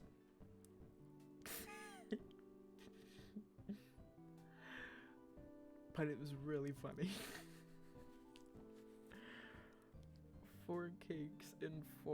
Flour cakes Ford's glasses, along with his nose, cheeks, forehead, and the front of his hair to the point where the color is indistinguishable from his usual streak of gray. Mabel, thankfully sitting to the side at her perch on the counter, only got half covered in the explosion of flour, even though she's already got various spots of flour all over her sweater. Oops. It's okay, Mabel. Here, take this and dust the flour off. Mabel attempts to brush flour off her sweater as Ford takes off his glasses, blowing puffs of white from the lenses as wiping them clean with the hem of his turtleneck. That's me lip biting. He managed to clear most of the flour off his skin, but he missed a spot. Now this looks like a good job for me. Ford? I'm fine. I've had many messier adventures in my time than a bit of flour. No, that's not it. Now this looks like a good job for me. Now everybody, just follow me. Because we need a little...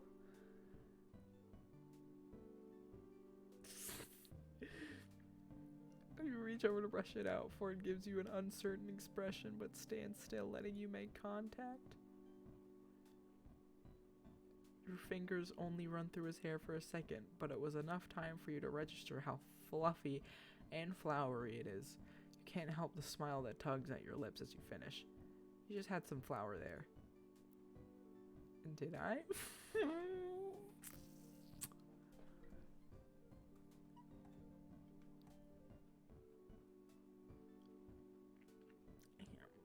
It's not that. I have like no thirsty joke to say with that because that's adorable. Mabel has stopped dusting herself off and is now looking between you and Ford with such anticipation that you're getting self-conscious under her attention. Mabel, please. You're ruining it. Ford seems to notice too because he takes an unnecessary step back and awkwardly clears his throat. No! Don't leave me! Right. Flour. Mistake. Let's fix it. The three of you take a moment to stare at the disaster zone on the counter. Looks like the only thing we can do now is get how much flour was added and scale the amounts of the rest of the ingredients to match it. I was going to start over. But that's a brilliant idea, Strobe. Let's do it. Let's go.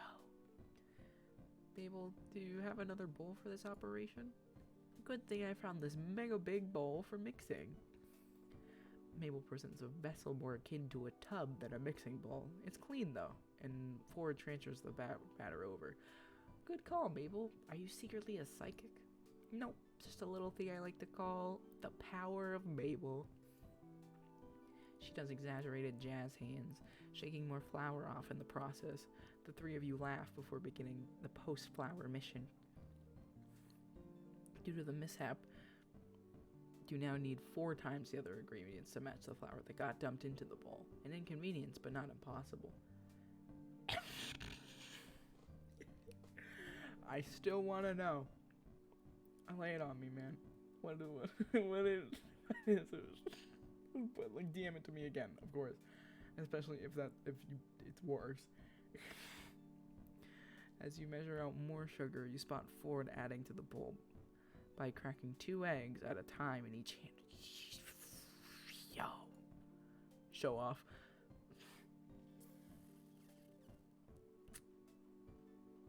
Man, this. I'm not gonna make that. Nope, that's not. Not gonna make that joke. The kitchen is quiet during the bustle of measuring, adding, and remixing. But after a couple of minutes, Mabel sighs. Oh yeah, right. Like he's able to do that by the way, because he has 6 fingies. Which is why I was about to make a joke. But I'm afraid. What's up, Mabel? I don't know, Strobe. It feels silly to talk about. Nothing is too silly. Well, that's a broad statement. But the point is, we're willing to listen. What it...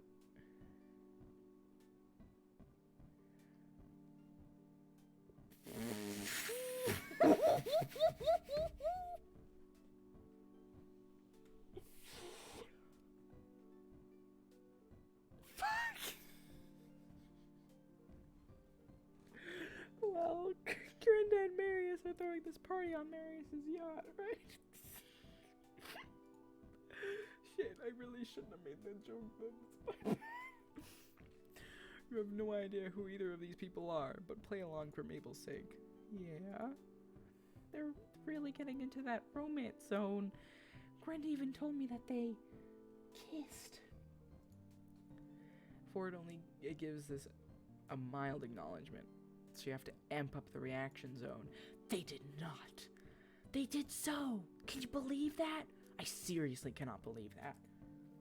Ford looks lost as he continues to mix the batter together. And I'm really happy for Grinda. I am, but sometimes I feel a little jealous. Grinda's like one of my best friends. I don't get why I can't just be happy for her without feeling this way.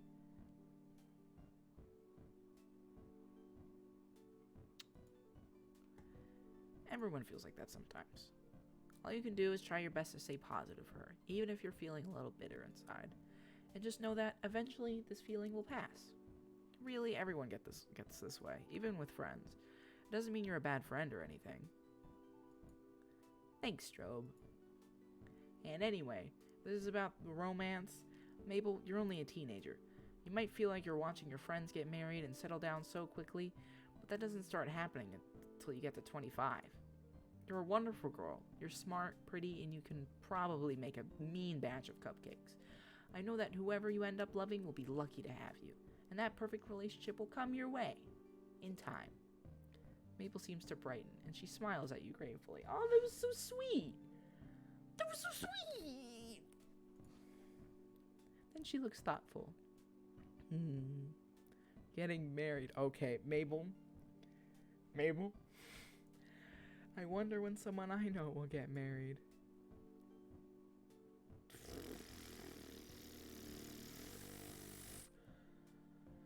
Mabel!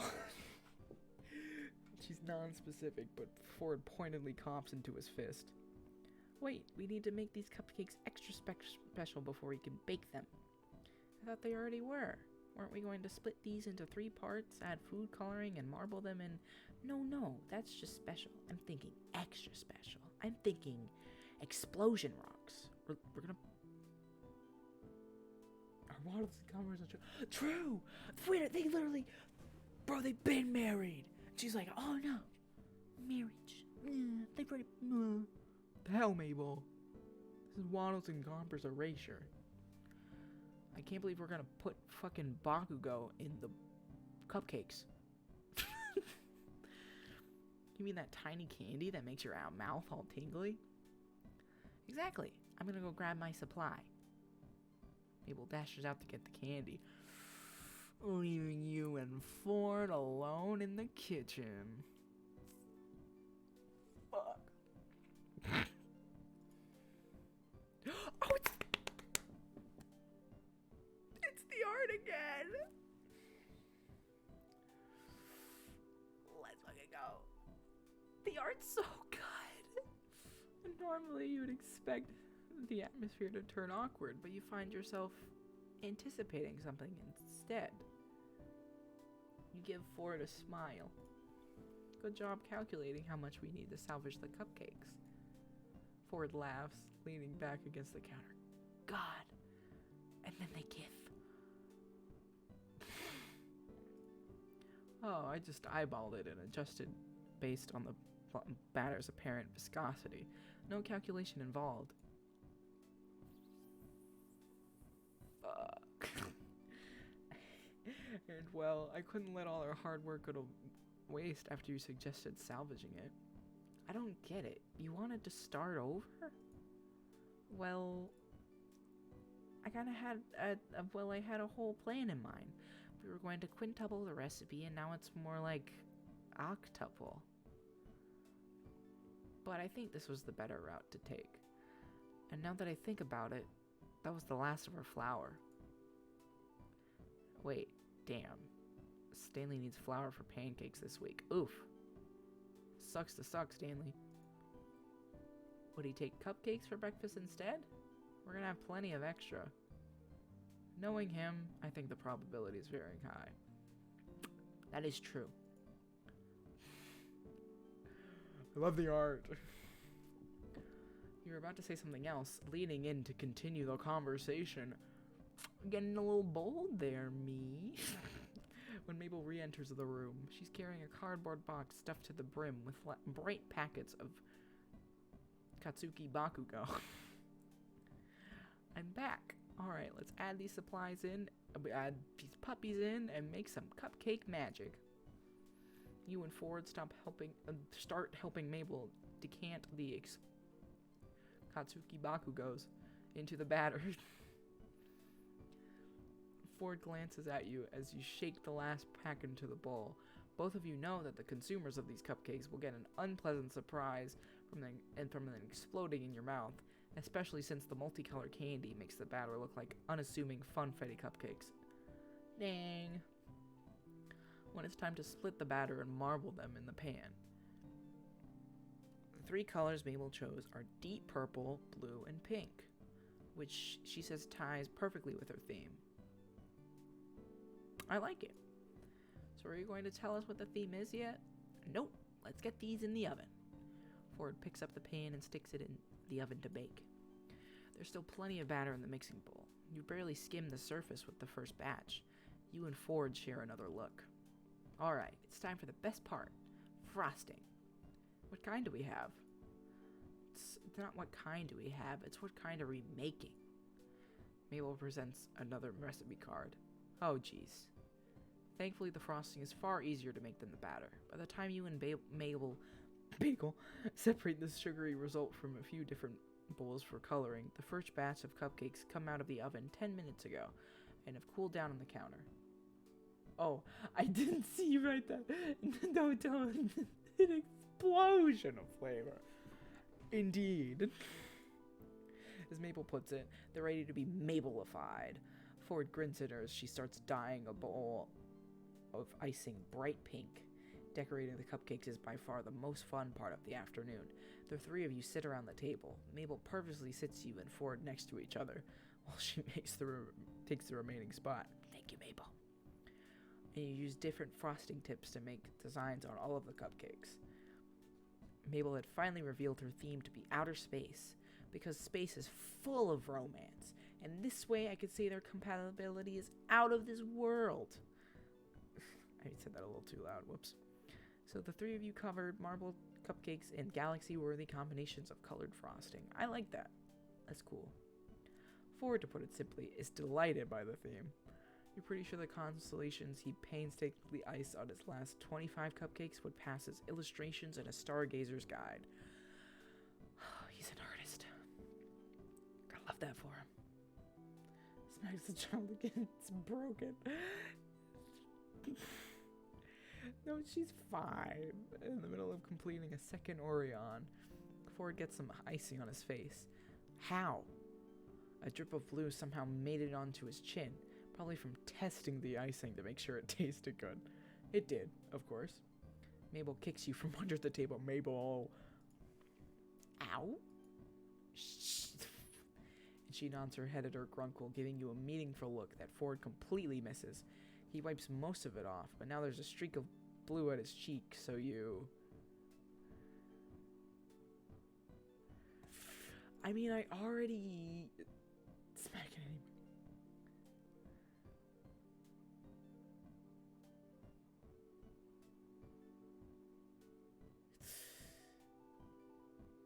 Okay, well, making sure that it is quick save, double checking. Wipe it off for him. Smear it. Okay, you know what? I'll smear it. I'll listen to you. Smear it with your finger.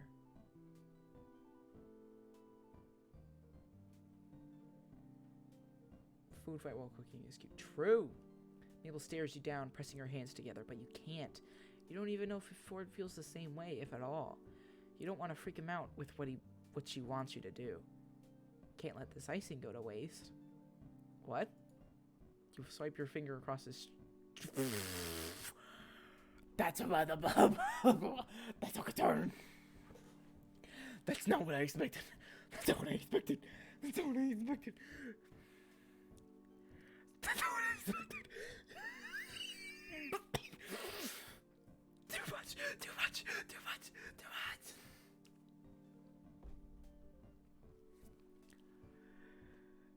You swipe your finger across his cheek and quickly stick it in your mouth, sucking the icing off. It tastes great. Thankfully, something to distract you from your and Ford's messing blotches. Nope. No. No. No. No. No. No. No. Wipe it off. We'll see this one. But you aren't sure you have the guts to do what she really wants to have happen. And besides, you're not sure if Ford's ready for that yet. You opt for plan B instead. Here, I'll get it. Shit. You reach over with a napkin to gently wipe the streak away, hoping he doesn't notice how your hand shakes with nerves from the close proximity. Let's go! Ford is also hyper aware of how close you two are now, and you can't ignore how his gaze drops from your eyes to your lips. Fuck. As you inch closer to wipe the icing away. There. I got it. Ford's cheeks almost match his sweater. Let's go! I'm getting too I am too. Like, God. I shouldn't be this invested, but I am. Oh, thank you, Strobe. Eventually, the three of you finished decorating over 100 cupcakes. Looking at them all lined up on the counter, you can really see the decline in quality as you, Ford, and Mabel got worn out. The last few have frosting in solid colors, with just a handful of star-shaped sprinkles on top. Thank you. I will get it. I will try. I can't believe we're finally done. Supportive father noises, I think. Appreciate it. Very appreciated. Thank you. Yes, and I can't believe I'm saying this, but I think I've had enough of the night sky to last me the rest of the week. Oh, but we're not done. Mabel sounds about as peppy as she has all day, even though she must be as tired as you and Ford. There's just one last thing to do. Clean up, because we have a huge mess here. No, Grunkle Ford. More important than that. More urgent. More desperately needed. Ford looks perplexed. What could that be? The glitter. Oh, goodness. Mabel pulls over a sizable tub of blue edible glitter that had been sitting at the back corner of the counter for, you're guessing, eat. Yes, eat them all. The whole afternoon you've been in there. Oh, different glitter. Unscrewing the lid, it reveals its sparkling, shiny contents. Each of you grab handfuls of glitter, sprinkling liberally over each cupcake. The only person who seems to be hesitating is Ford, who keeps stopping to attempt glitter gradients in order to keep his earlier icing work clear of glitter. Oh. Mabel always comes in after him, though, and fills in the blanks so that the whole thing sparkles. Soon enough, the tub is left nearly empty. Jesus. Great. All of these are for the party, except this one's for Denver, because this one's for Grunkle Stan, this one's for Waddles. But Mabel puts the exceptions aside, and in the end, the three of you grab a cupcake each. Only one? Bro, I want like more than just one. I want like 3. After all of that, I deserve 3. As a reward for an afternoon's hard work, you tap them together in a pseudo toast, and absolutely devour them. Devour. The cupcake tastes odd, but that's what makes it amazing. It's probably the Katsuki Bakugo.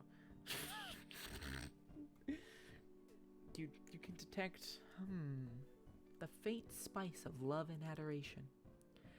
A good, if not perfect, cupcake. The remaining cupcakes are strategically fitted into the pantry among the cheese boodles and various other snack foods, ready to be brought to the party tomorrow afternoon. Mabel stretches and yawns dramatically before grabbing a plate of cupcakes that have been set aside. Well, I better get these over to the boys. You know how Grunkle Stan gets when he smells something cooking and doesn't get a taste. Same. Oh my god. I want more. Please. You're not quite sure what you do. You're not quite sure you do, but Ford nods knowingly. So it must be true. Anyway, I'll leave you 2 lovebirds alone. Mabel, consume. Mabel, I'm going to consume you if you don't stop. Not really, I'm kidding. Oh no. I'm sorry. Thanks for the help, and you're welcome for my help. Mabel sends a wink and a finger gun as she leaves. Oh my god.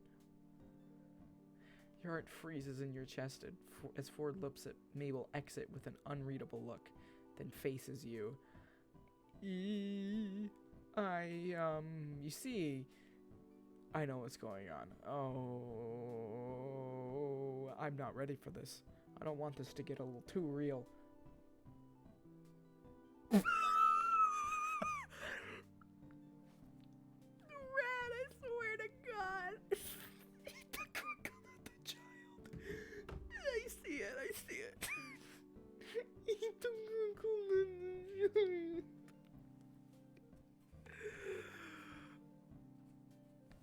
Oh my god. Oh no, he knows. He actually knows. Oh no, this isn't the first time Mabel's tried to find my match. You can't find the words to express your mixture of relief and confusion, Ford explains. I suppose she's at that age where kids are thinking about romance and dating. Stanley and I are just 2 of her recent subjects for these compatibility experiments. Last time, Mabel reached out to Mermondo to set me up with a merman. Will Ford be by? Let's go? She didn't tell me what kind of situation it was, so I unknowingly grilled him with enough scientific queries about mer people to send him back underwater with a grumpy burble. Ford gives you a small, genuine smile. But I can't say that it's been all bad. After all, I haven't managed to repeat that kind of mistake yet here.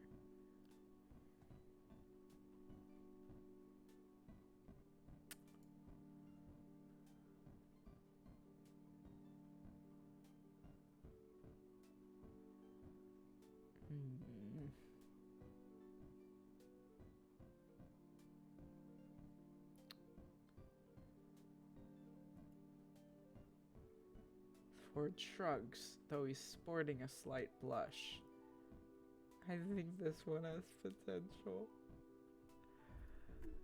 I think it has potential too, Ford. I think it has a lot of potential.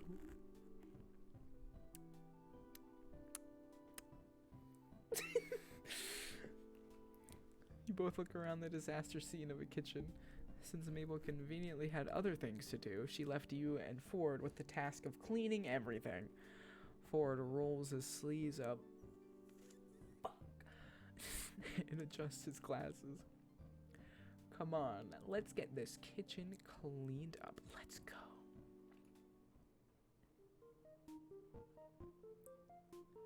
Okay, it's increased a bit. This is going a lot slower than I thought. Fingers crossed, yep. Because, like, the average game time said, like, 30 minutes.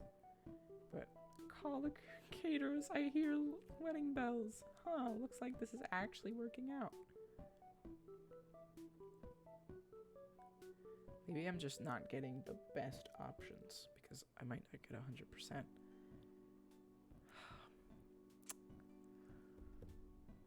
I want my food fight scene. There kind of was already with, like, what it was, like, a scene with, like, Dipper and Mabel and stuff. But, that was before. And, I really don't want to, but I think I have to end it off here for tonight because it's 4 in the morning for me.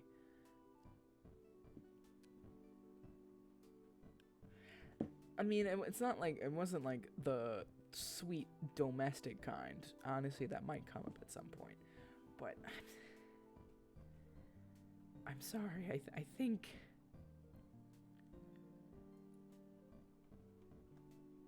I think I must go to bed.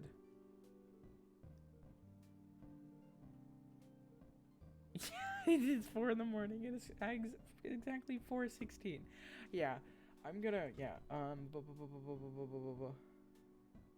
Bob.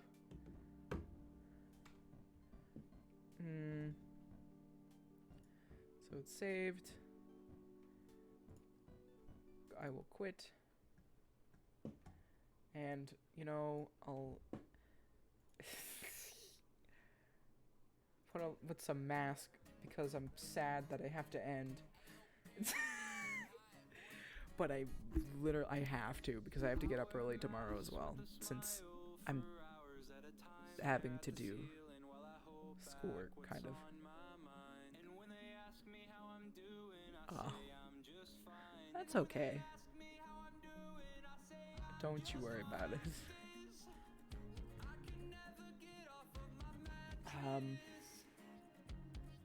But yeah. This was a lot of fun, actually. I wasn't expecting it to be so fun. I really liked it. And I'm excited to keep playing it, like, next time. Yeah, I will try to do it, like, as soon as possible. Again, I am too, like, it's so weird, but I'm surprised I am, but God, I'm so invested. I'm glad you're invested too. I'll try to do it. I'm trying to be at a friendly-ish time for you to get you to tune in. But yeah, thank you, and thank you to anyone else who has tuned in for this, because this was real fun, and it helps me know that, you know, it's entertaining, because I've had a lot of fun with this. Oh, dang. I don't either, so it's okay. I try, but, and, oh, dang, okay. Well, alright. And, what else?